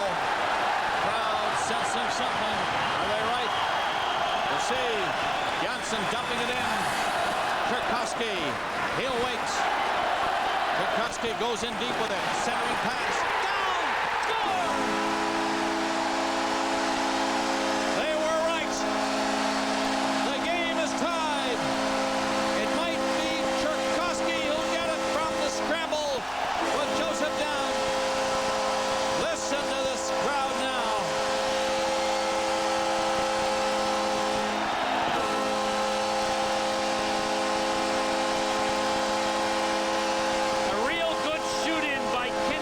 Who lofted the puck up in the air. And here's the end of it. The Islanders get possession. And Tchaikovsky just off to the right. Or did Yashin tap it in? There's the shot. It goes off the skate of McCabe. And Tchaikovsky, who shot the puck from the bad angle, will get credit for the goal. Or it might have been Kip Miller.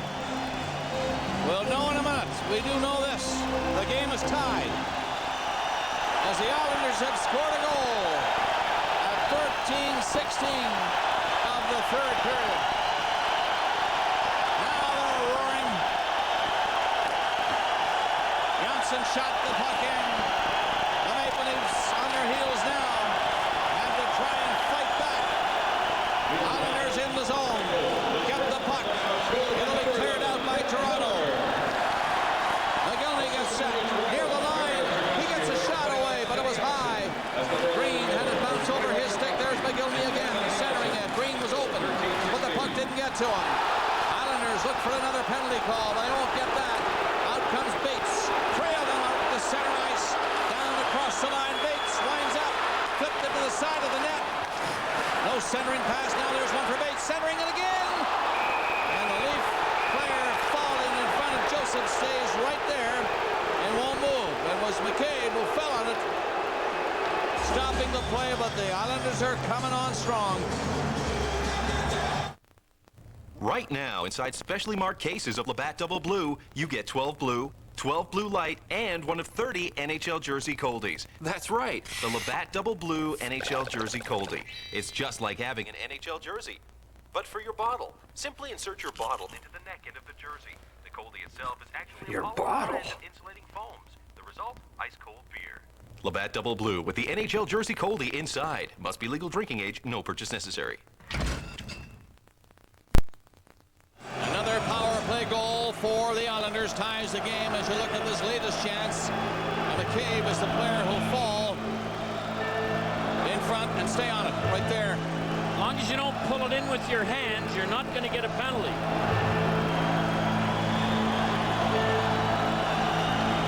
The Islanders now on their power play are a wicked 28%. They consider 20% or thereabouts good on a power play. The Islanders are 6 for 21 in the series. That's 28%. And they've tied the game with just under 6 minutes left to play in the third period. Miller from Tchaikovsky and Yashin, the latest scoring play on the power play goal. Down through center of the Maple Leafs. Get the puck in. As good as out. Boy, he waits. Now they're going to move it slowly. Yashin circle back. Hamrlik moves it. This pass easily stopped by Corson at center ice.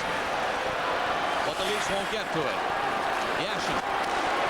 Pass gets up to Parrish. He is stopped at the leaf line. Kaberle is there. Took a swing on it. Yashin steals it. Yashin having a strong game now. Made a good play to Hamrlik. Shot. Score! Hamrlik gives the Islanders the lead on a long shot beating Joseph.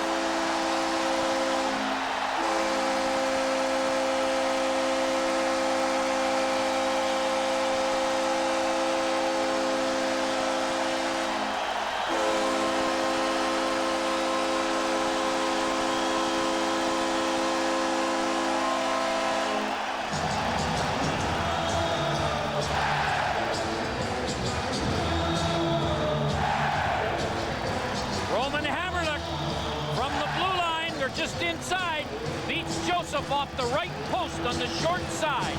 One I'm sure Curtis Joseph would like to have back. Yashin sticks it over. There's the shot. It's not deflected. It beats Joseph just by the blocker. That's the lead again. Not since the first period. At 10:30 when Yashin scored, now they've been ahead. Mogilny had scored to tie it. Kaberle had given the Leafs a 2-1 lead late in the second. Miller tied it moments ago in a power play. And now 2 goals in a minute and 46 seconds. And the New York Islanders are within 5 minutes and 4 seconds of tying the best of 7 series. Hamrlik, go-ahead goal. That's number 4 Hamrlik from 79 Yashin. Time of the goal 14:56.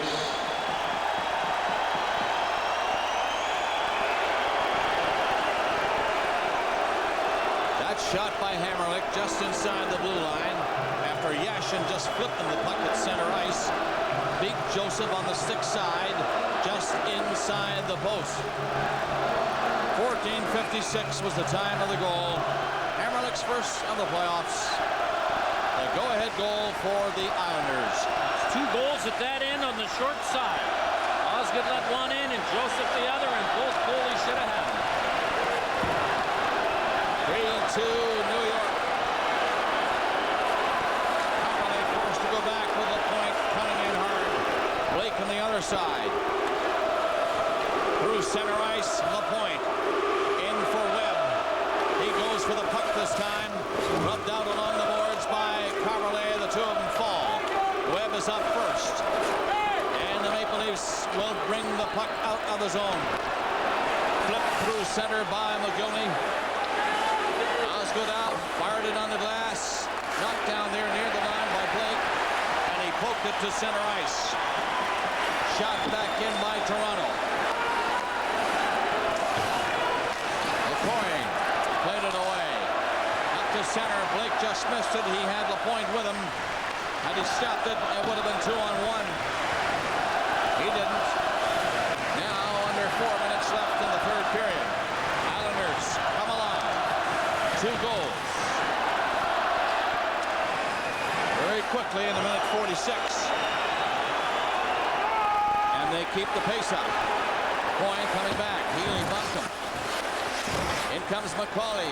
Kamasha takes care of McCauley, who has a skate on it, and it won't move. And the referee decides to stop the play right there. 3:38 left. Maple Leafs without Matt Sundin in tonight's game. He took the warm-up, did not come out for the start of the game. Watching the game in the Leaf dressing room now.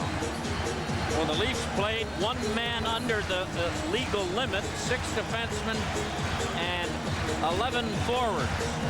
Isbister did not play. He hurt his wrist, and he didn't even take the warm-up, and they replaced Isbister with Trent Hunter, who was recalled by Mike Milbury from Bridgeport, their American League affiliate, where he led that team in scoring, and also has 8 playoff points. Called up today and looked pretty good in his first NHL game. A lot of pressure coming into any NHL game for the first time. Here it is in the Stanley Cup playoffs. Calling up for Healy. Healy digs in around the net. Tied up. Swinging around. Scored! Corson swinging around the net and poked it in on Osgood. And the Leafs fight back and tie the game with 3:26 remaining.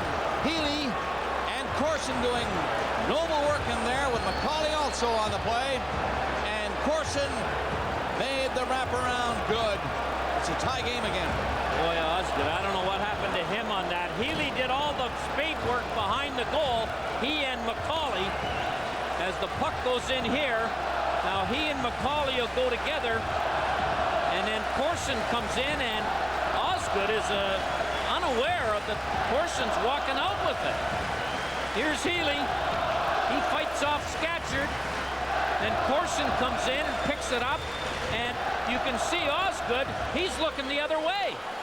So both goalies would like to have those 2 goals back. Crowd silenced by that wraparound goal by Shane Corson. 3 feet tie, the Islanders looking to go ahead again. Harry flipped it behind the net. Big Kamasha centers it. On the side it goes to the corner and then sliced out and down the ice by the Maple Leafs, Shane Corson. Corson has just scored for Toronto to tie it at 3:2:50 left. Here come the Leafs again. Mogilny! Oh, that stopped by Osgood. A hard shot it was. Mogilny once more. Quick wide pass. Kaberle shot. That's stopped. And the Islanders, Yashin fires it up there down the wing. Bates, the speedster, in on goal. He's tripped, and there's going to be a penalty call by the referee down there. Penalty shot. He's called a penalty shot. A penalty shot is awarded to the New York Islanders here with 2:30 remaining in the third period. Corson tied the game moments ago at 16:34.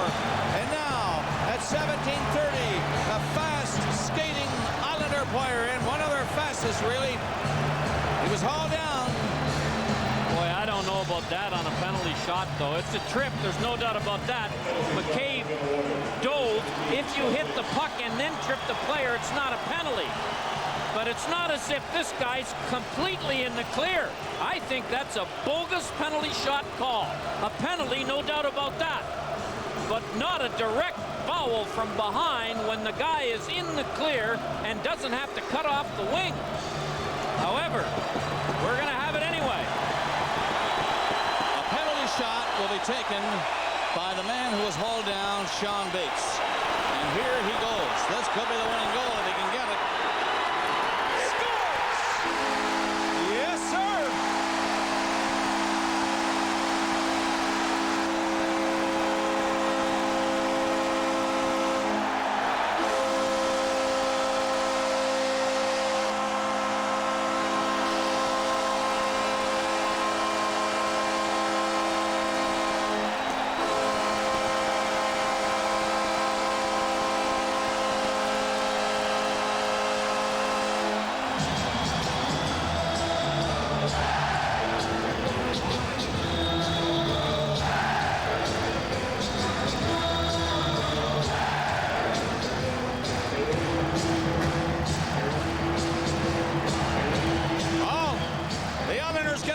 shot.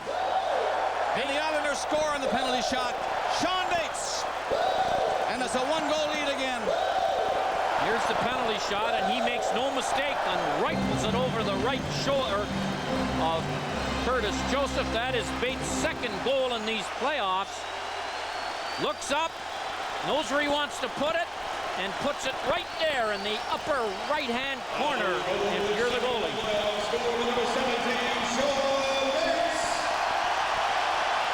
Yeah, he scored it. The lead again. New York Islanders. Can the Leafs come back once more? 2:15 remaining in the third period. That is an icing call against Toronto. All the way back inside the line near Joseph's net where this next face-off will occur. Shawn Bates was hauled down. You have a look at this as he broke in. Is he in the clear for sure? And the foul from directly behind? I don't know. I don't know on that one. He called the penalty and then decides to point to center ice, and here is what Bates does with this opportunity. Off the post and in, a perfect shot. It was a good shot, no doubt about that. Shawn Bates, the hero for the moment.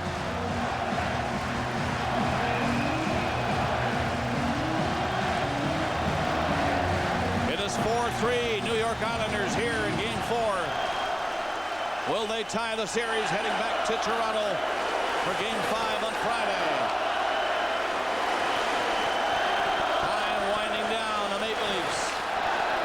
Gallant effort tonight after being stunned last night 6-1 by this Islander team. Here's Tucker. Shot one out in front of the net. Cleared up on the boards, but not out. Travis Green stopped it to keep it in. And he does that.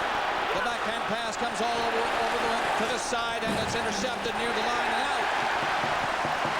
They nearly had a break with Yashin up there. Kaberle stepped in front of him. 1:35 left. Kaberle's pass. Green. He comes in on goal, and the shot is blocked by Kenny Janssen. LaPointe trying to lift it out and can't. Janssen comes over to help him. They hold it on the boards. And the referee standing there calls the play as they fight for it with 1:23 left to play in regulation time. Shawn Bates has the go-ahead goal again for New York on a penalty shot at 17:30. Now LaPointe and Tucker, two customers, and Tucker's upset that he got tripped on the way in on the forecheck. So he goes right back at LaPointe, and the whistle goes because the puck held against the board. You talk about all the success of the New York Islanders in Stanley Cup play with their 4 Stanley Cups.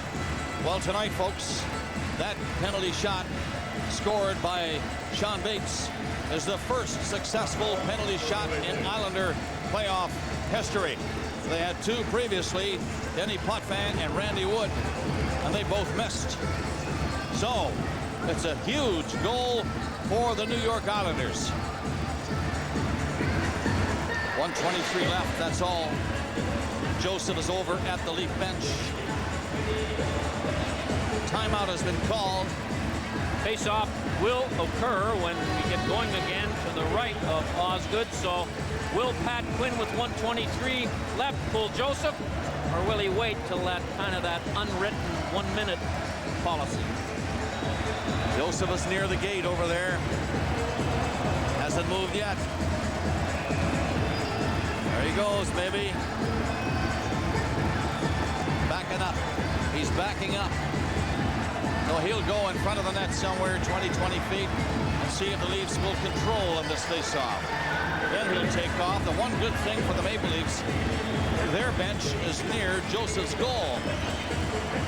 He doesn't have all that far to go, and now he doesn't have to worry about that. He's going anyway. The Leafs have 6 on. Kaberle, McCabe at the blue line. Puck dropped. Leafs get it. Kaberle's shot kicked out. Big rebound. It'll come to him again. Kaberle dumped it in. 1:15 left. Lots of time to the line. Leafs keep it in. 6 of them look for it. And they do get to it. In behind the net it goes. Point snapped it the other way. And there's a penalty call by the referee in the corner. It's a slashing call, and it's against the New York Islanders. Kenny Johnson, I believe, is going to get it. Yep. 1:06 to go. The Leafs have the goalie out, and the Islanders are shorthanded on a slashing call against Kenny Johnson. See if we can find it for you. There it is. It's a two-hander right across Tucker's lower hand. If there's anything good about it, and you know there isn't much good about it, taking a penalty with a one-goal lead and the face-off in your zone, but now they can not wait at all and shoot the puck down the ice, not to worry about icing. And the net is empty down there as Joseph is on the bench. That However, isn't I'm worth sure it. they'd like to have their fifth man on to try and stop the Maple Leafs. Well, that's the situation. 1:06 left. Mogilny is knocked down. Leafs play it around. Shot from the line. Won't work. Islanders are on it. Pekka dumped it to the boards. This is what I mean. They get a chance to shoot it, and they don't. Tucker behind the net. Now Pekka, he's going to shoot it away. Don't worry. See what I'm talking about? Down it goes. It just missed the net. No icing. Kills a lot of time. 40 seconds remaining. Clock winding down. 35 seconds now as the Leafs can't get the zone. And it's slapped down there by Pekka again. 30 seconds left. Islanders are ahead by a goal. The Leafs have the net empty. They have an extra man on. And are on a power play situation. Osgood plays it to the boards. To the line. Leafs stop it there. 15 seconds left. Here's a chance for Reichel. He waited too long at the blue line. Fed in again at the side. Reichel again. Got the heel of the stick on it. No shot at all. Maybe. It'll be a shot from McCabe, but that'll be high. 2 seconds left. Centered. Rubber. It nearly got in with the green light coming on. And just like last night, Pepper's flare at the end of this game. But it's won by New York with a penalty shot goal by Shawn Bates, and they're still feuding here in Long Island. And Osgood's having a tough time getting up as this was started between Corson and LaPointe. Now Osgood's getting into it, which is a mistake. So they've won the game. The last thing you want is your goalie in one of these things.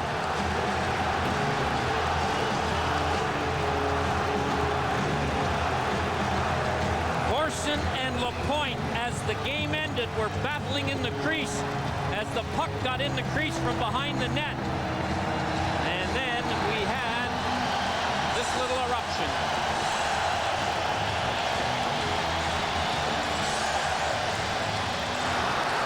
The Leafs got a chance or two, and from behind the net, you see that cross-check by Corson, that draws the crowd. They got it to the goal line, but the goalie somehow kept it out. The game is history.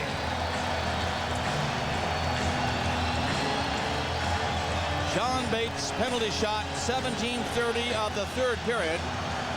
What a game tonight. The series is tied now. 2 games apiece. On to Toronto for Game 5 on Friday. Islanders win this one, 4-3.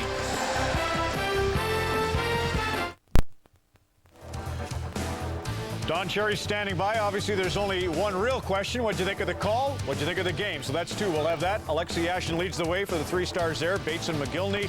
Patrick Lalime does it again. Wade Redden and Mary. Remember when I told you it was 2-1? They didn't score in that power play. They're going to lose the game because they were going to get a penalty back. But look, you can't. I know Bertuzzi got one in Vancouver like that, but it never used to be when you dove and you missed the puck, it was never a power play. Islanders wouldn't have been unhappy with a 2-minute job. I mean, that's a tough way to lose a hockey game. To me, a penalty shot is when a guy is in the clear and he's all set to take a shot and he's going in, they flip his feet. Not when he's cutting in from the side, but that's a tough one. I don't think Leafs have played a good game yet. It's 2-2. They could have been up 3-1. I don't think they played a good game. They better start playing pretty soon or they're going to be out. But I can hardly wait to see Dougie Gilmour, Stevie Yzerman. Is it going to be great tomorrow night? I'll tell you, boy, it's going to be a dandy. Yeah, the stories keep getting better and better. There's no doubt about it. A wild night tonight. The Islanders find a way to square the affair with the Leafs.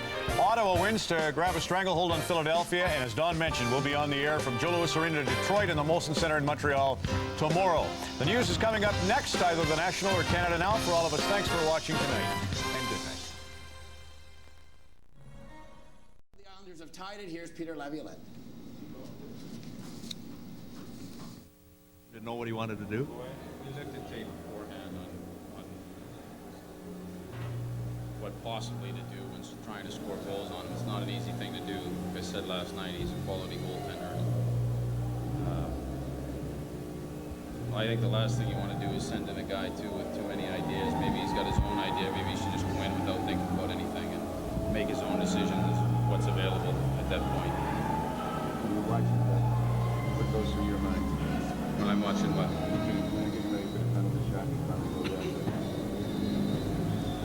I wasn't hoping he missed. I mean, it was 3-3. It's late in the game. The penalty shot was an opportunity for us to even the series. I mean, it was a big play. He capitalized on it. Fortunate to win.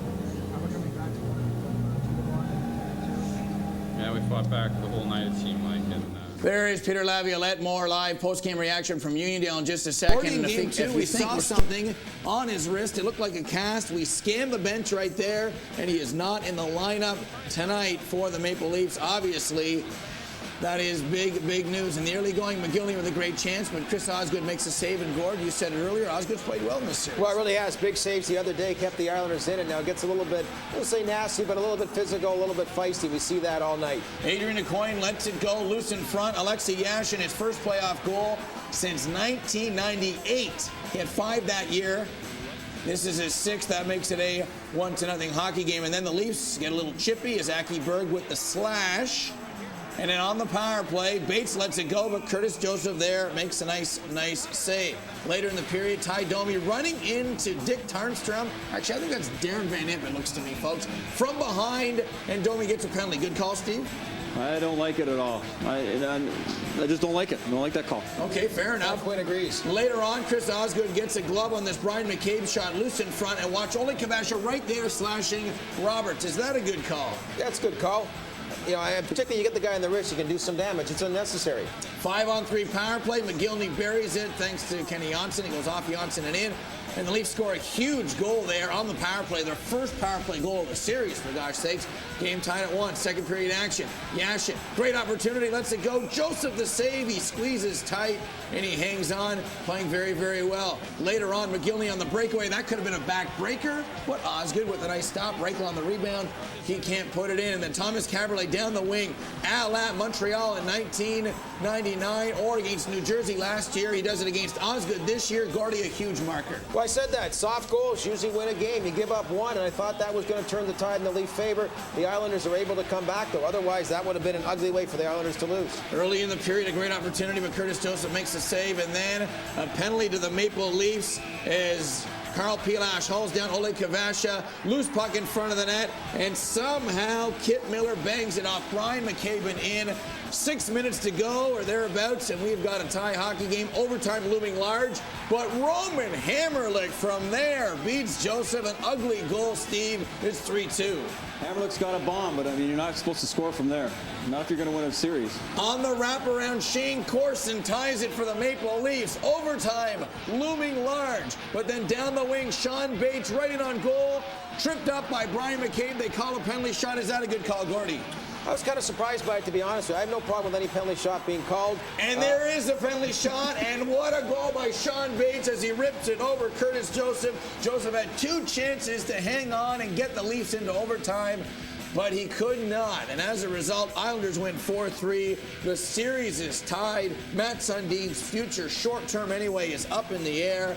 Gord, Steve, where do we go from here? Well, we go back to Toronto for game number 5, and we keep our perspective that the Toronto Maple Leafs, you take a look at that, even without, keep in mind also the Islanders didn't have Brad Isbister. That's a significant injury out of the lineup for them as well. So the Toronto Maple Leafs actually in a game where you add Matt Sundin to the injury list, a big, big surprise. We're winning at 2-1 with just a few minutes left. They tied it. A lot of grit shown by Shane Corson on that play to tie it. I mean, this team never says die. You know, big problem though, Bryan McCabe was limping coming off. You saw him get beat in that play when Bates blew by him. I mean, Yushkevich being out, Corey Cross, whether you like him or not like him, he was playing pretty steady at the end of the year. It's starting to show with guys like Jyrki Lumi, Aki Berg, and Carl Pilash. That's a tough defense to go in the playoffs with. And Gordy, I tell you, people don't realize this, but to win a series, to win a championship, to win the Stanley Cup, you have to get lucky. You really do. You have to get lucky. You have to have everybody healthy right before the playoffs, and you have to maintain that all the way through. And I know right now Pat Quinn's not feeling very good about his lineup right now with the number of injuries he has. Bottom line, though, you talk about Curtis Joseph has to make that save. You're right. I mean, that is like Osgood having made that, having muffed that one earlier, and like Dan Cloutier in Vancouver. Okay, here's Pat Quinn, the head coach and GM of the Maple Leafs. Are you kidding? Well, it's kind of unbelievable. It became a factor. After all that was let go, the penalty on Pilash, then the guy got in his way, killing the penalty with his bad position. Kaberle's way for their tying goal. Or their go-ahead was, I don't know. And, of course, the questionable call, highly questionable. Tough way to lose. Our guys played pretty good. Seems to have happened in this building before. What happened Sunday? He wasn't able to go. Was he sick? No, he has a upper body injury. Do you suspect he'll keep him out for a while, or do you think he'll be able to go Friday? Don't know at this point. How big of a concern is that for you? Well, he's arguably our best player. I'd like to have him playing. When did it happen? When did the injury occur? I have no further comments on when it occurred or anything else. Could you just tell us how it happened, though? Did he come to you after the warm-up and say, I can't go? And Yes, basically, yeah. And what about Renberg? Was it the same thing? Same thing, yeah. Was there any, why wasn't there an extra player here? St. John's wasn't playing. Well, my fault, obviously. I felt comfortable that we were going to have enough players. In fact, that I thought I was going to have to sit one out. But that's one of those. Do you feel you're maybe misled by your players? No. Don't read anything into my statement. I probably should have just called reserves up anyway. But that's that rule. As it turns out, it could have still been an emergency, but if you call them up at the wrong time, you use 2 of the 4, or 4. We only have 4 call-ups as long as they're playing. It's a messed up rule. And so it doesn't give you the availability of your organization unless there's lots of injuries. In this case, hindsight says, oh yeah, we should have at least brought them in, but then you got a collective bargaining issue, and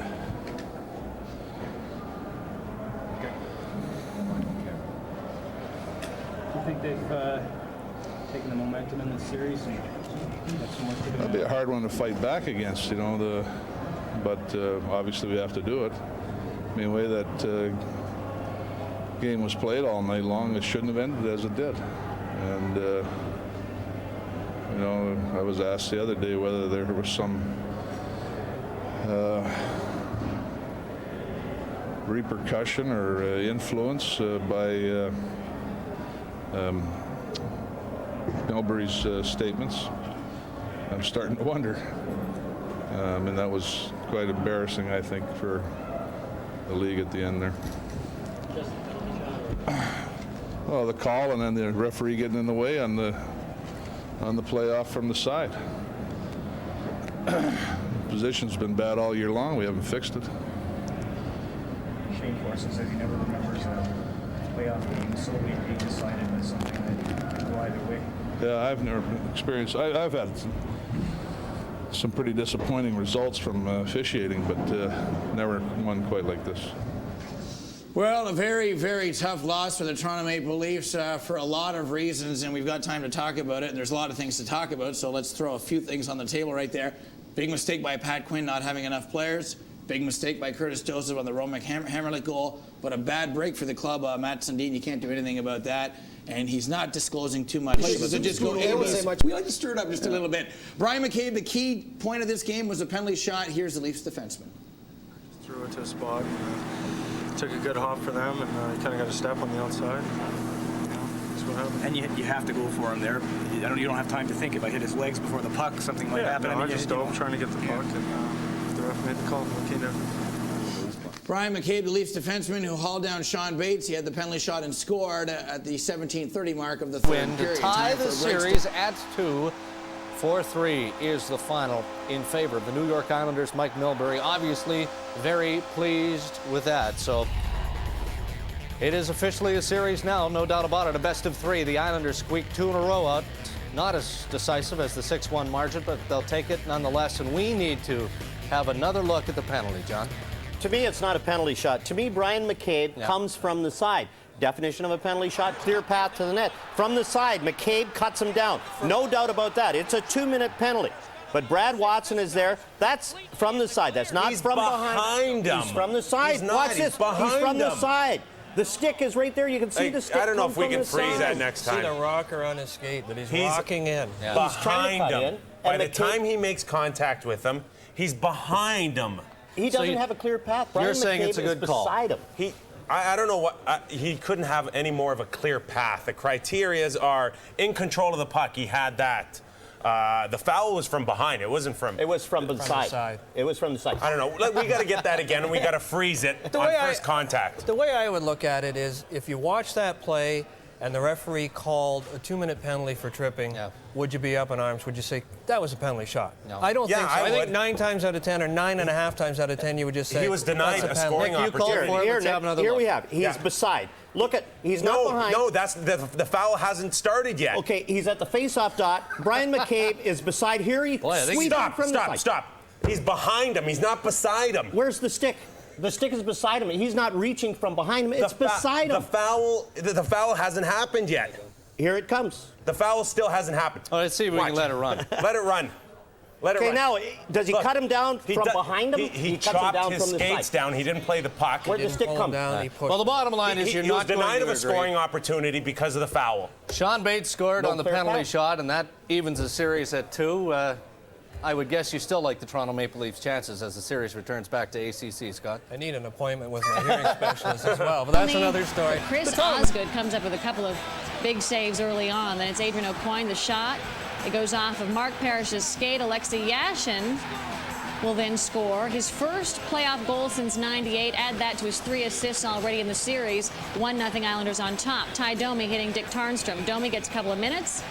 Pat Quinn not very happy about the penalties. We're going to hear a lot about the officiating a little bit later on from Brian Burke. In the meantime, Michael Pekka already in the box. Toronto on the power play when Bryan McCabe shoots. Osgood juggles it. The save. Oleg Kvasha then slashing Gary Roberts. So Toronto with a 2-man advantage. The puck works around to Alexander Mogilny. His shot is off Kenny Janssen and goes in. It is Toronto's first power play goal of the series, and that was in the final seconds of the period. So tied at 1 in the second we go. Gary Roberts feeding Mogilny the break. He is stopped. Robert Reichel also stopped by Chris Osgood. Then with less than a minute left in the period, Thomas Kaberle down the wing. He fires and scores his second of the postseason, and that will give Toronto a 2-1 lead. They take that lead into the third, and then the real action begins. Oleg Kvasha throws the puck at the net. Eric Cairns is stopped. Mike Milbury thinking my team has to score. Carl Pilash then hauls down Oleg Kvasha. Pilash gets a couple of minutes. The Leafs not learning anything from New York's 4 power play goals in Game 3, and they attack. Kip Miller off Bryan McCabe and in to tie it up at 2. And there was more where that came from. Just a minute 40 later, Roman Hamrlik lets the shot go. It gets past Curtis Joseph to give the Islanders a 3-2 lead, but the Leafs will fight back. Paul Healy leaves the puck for Shane Corson, who sneaks around on the wraparound. That would silence the crowd at Nassau Coliseum for a short while. But then the play that would seal this game's fate. Shawn Bates on the break. Bryan McCabe takes him out, and a penalty shot is called. Bates in on Joseph. Cujo lets it in. 4-3, the Islanders lead, and that would be the final score as the Islanders take this one on a penalty shot. Alexei Yashin now with 5 points in this series, a goal and 4 assists. The Islanders taking advantage of home ice and a struggling Curtis Joseph. They even up the series at 2 games apiece. Should also tell you, on top of Matt Sundin's wrist, Brad Isbister, who had a goal and an assist in Game 3, he sat out tonight with a sprained wrist of his own. It is now a best of 3 with Game 5 slated for Friday night in Toronto. I came in and I just roofed it in a hurry on bad ice. The puck was bouncing a bit, and he still made a great shot. I didn't think it was a penalty shot, but that's the game. I was just coming down here. I tried to. The puck actually got away from me at the beginning, and I just tried to settle it down. And by the time I settled it down, it was time to shoot. And I just got my head up, looked where I wanted to put it, and it went there. So it's pretty ecstatic. The way that game was played all night long, it shouldn't have ended as it did. And I was asked the other day whether there was some repercussion or influence by Milbury's statements. I'm starting to wonder. It was back and forth. I thought they controlled. I thought they kind of dictated the pace tonight and dictated the play a little more than we did. And we were lucky to come from behind in the third. I thought it was a good call. I mean, he could have called a penalty or could have called a penalty shot. He chose to call a penalty shot. It was his decision. Play tonight. Speaking of tonight, here we are at the Nassau County Coliseum. Steve Webb, pain in the butt for the Leafs. Likewise, Shane Corson for the Isles. Hey, Mogilny's got to get going for the Leafs. First period, physical start. Webb picks up where he left off last night, pummeling Kaberle. Midway through the period, Oleg Kavasha, shot block, Mark Parrish in front. Hey, look at Alexei Yashin. Yes, he's alive. Islanders lead 1-0. Alexei's first playoff goal since '98. Leafs with 2 men up, moving the puck.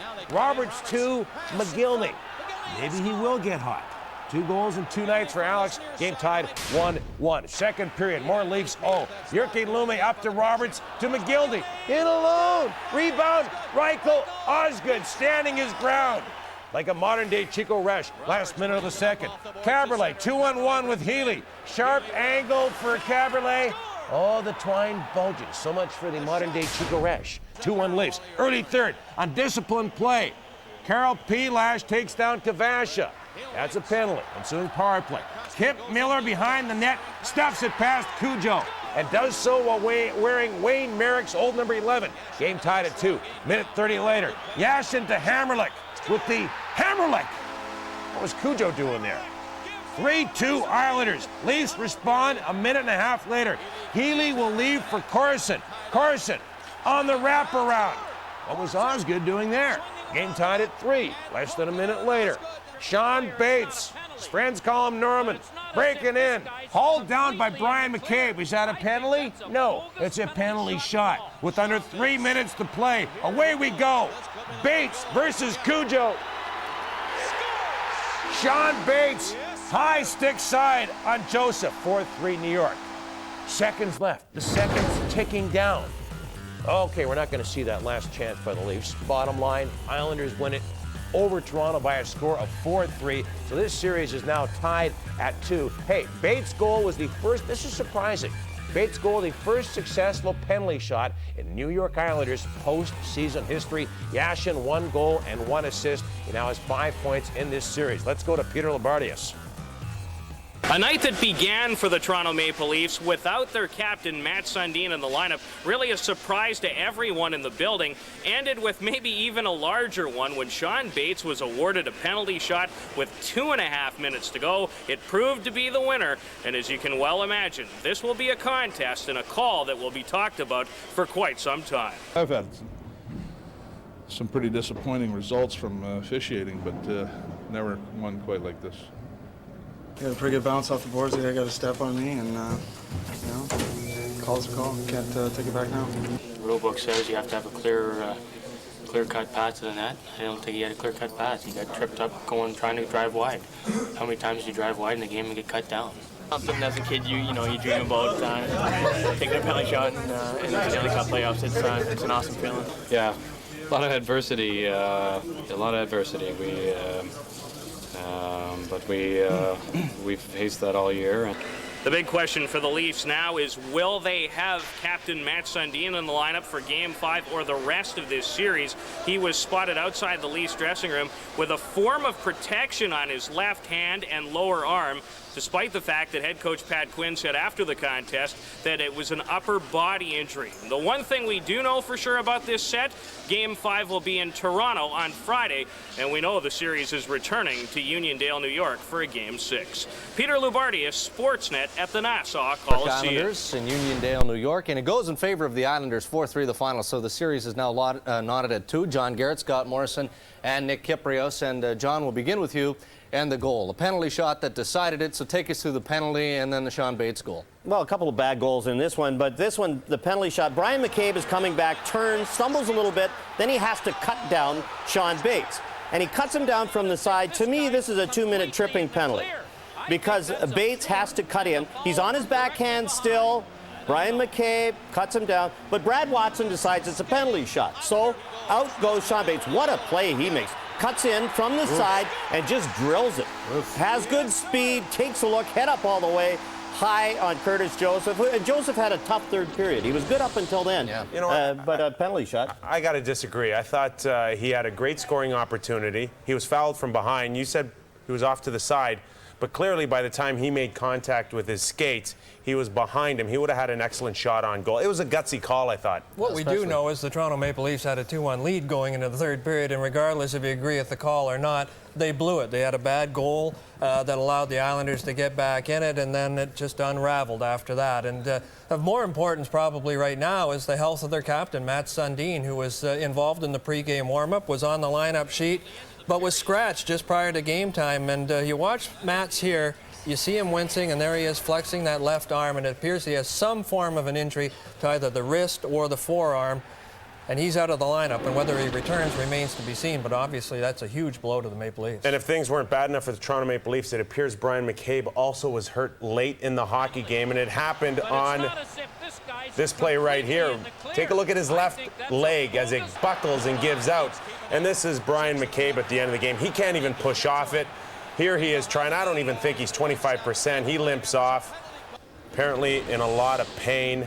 And whether he'll be ready for the next game or even the rest of the series remains to be seen now. The Vancouver Canucks. Yes, it's a tough go. Steve Webb is picking up where he leaves off in game number 3 as the adjutant. Here he's nailing Thomas Kaberle. Alexei Yashin looking for his first playoff goal since '98. Midway through the first, he gets it. Toronto running around in their own end. Yashin buries the loose puck. His first to the playoffs. It's 1-0 Islanders. Toronto's undisciplined play carries over from game 3. Domi takes out Darren Van Impe from behind.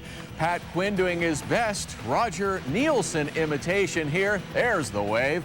Penalties not costing Toronto early, though. Isles matching the undisciplined play. Ole Kavasha called for slashing, puts his team 2 men down. It's a 5-on-3 when Alex Mogilny banks one in off Kenny Janssen. Second of the playoffs. Toronto's first power play goal of the series. In the second, less than a minute to go. Thomas Kaberle on the rush, throws the puck on net, and somehow it gets by Chris Osgood. Leafs up 2-1. Check this one out again. Kaberle throws it towards the net. Osgood just misplays it. Isles coach knows this could be a backbreaker. In the third, with just over 6 minutes to go, Carl Pilash gets called here for a, questionable tripping penalty. On the power play, Islanders will work it down low. It's Kip Miller putting it in off Bryan McCabe's skate. His first, and Mike Milbury liking what he sees here. His team's power play 6 for 21 in this series. That goal sparks the Isles. Roman Hamrlik from inside the blue line fires it off the post and in.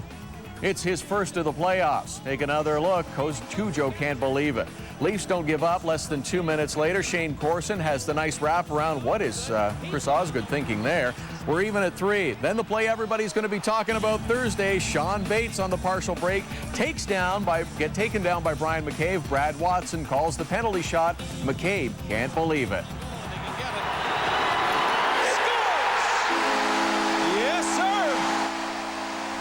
Pretty play by Shawn Bates. Puts the moves on and goes top shelf. Isles have the 4-3 lead. Less than 10 seconds to go. It's a 6-on-4. Darcy Tucker centers out in front, but Chris Osgood is there to keep it out. Islanders hold on and take game 4. 4-3 is the final, and it's an unbelievable victory for the New York Islanders as they take the victory and tie this series up. Take a look at the Toronto Maple Leafs power play. 1-for-25 in the first 4 games of this series, the first goal coming tonight. Following the team's loss, Pat Quinn has these thoughts.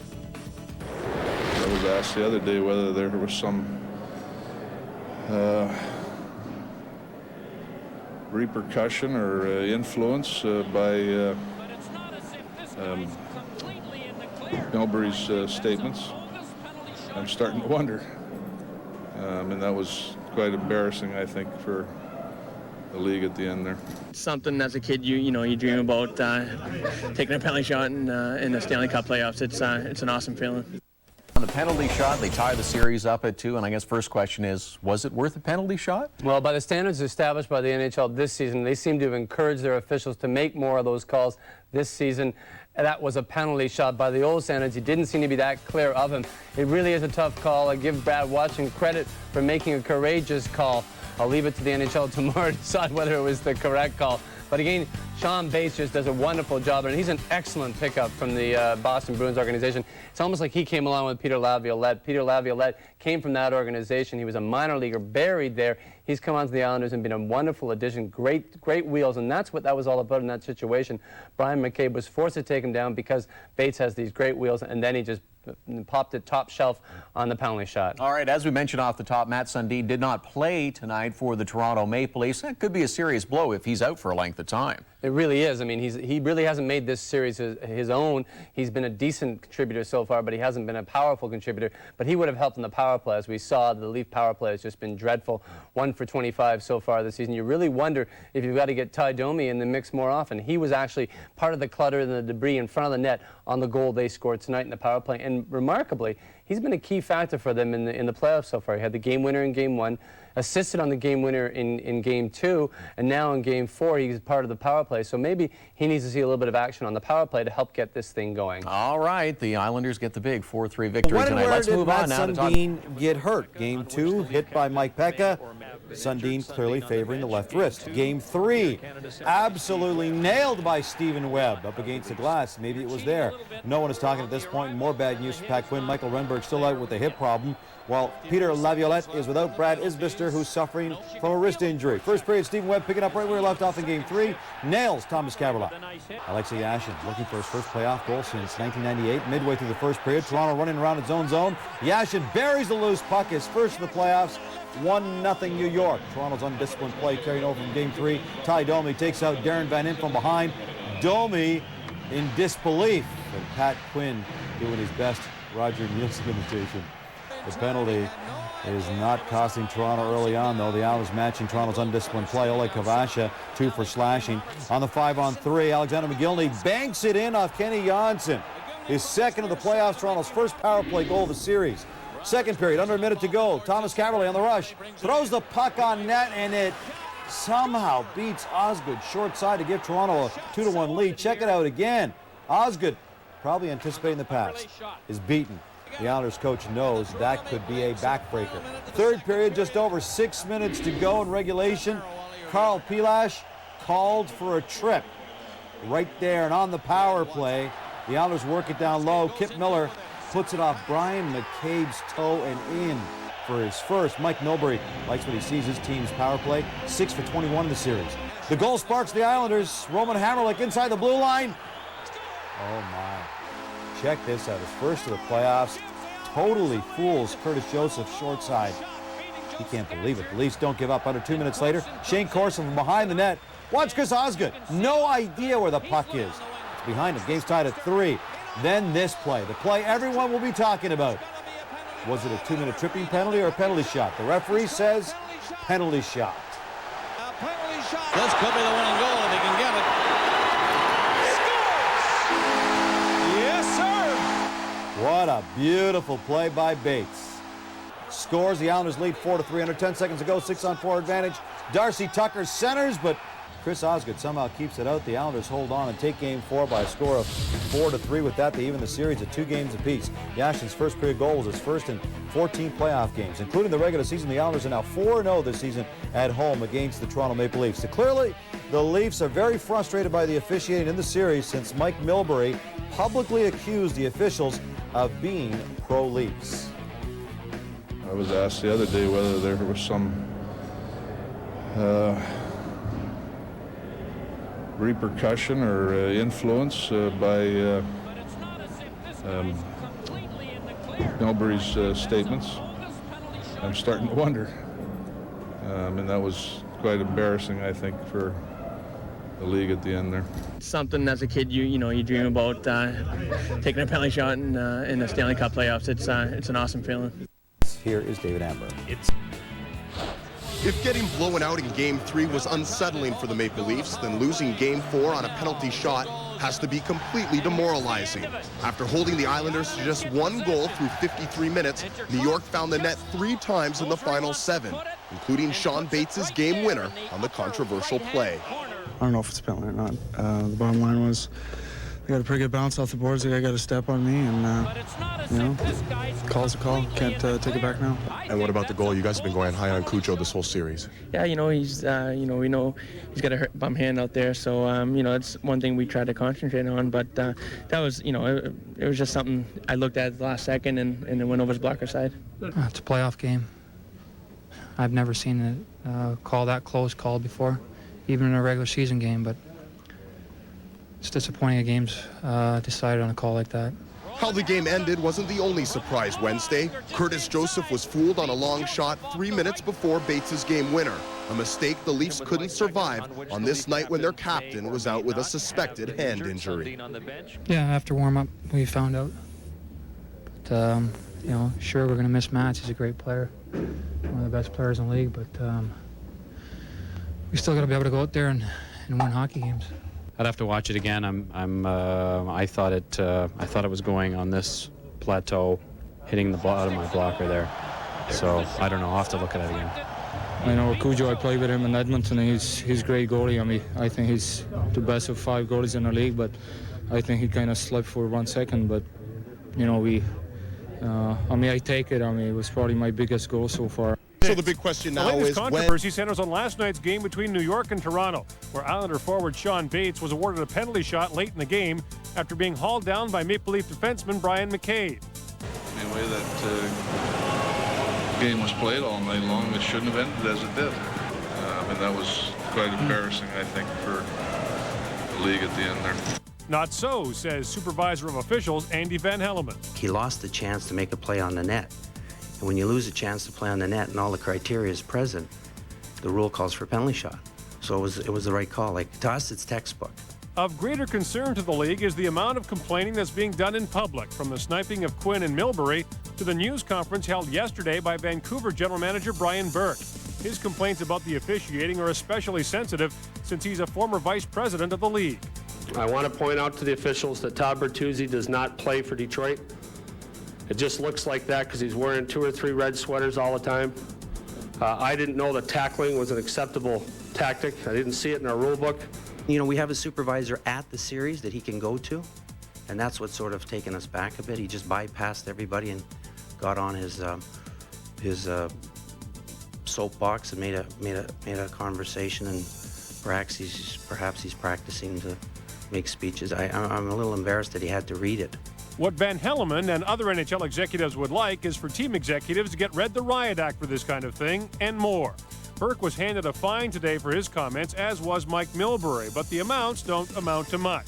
The concern is that all the public complaining is hurting the integrity of the officials before they ever make a call.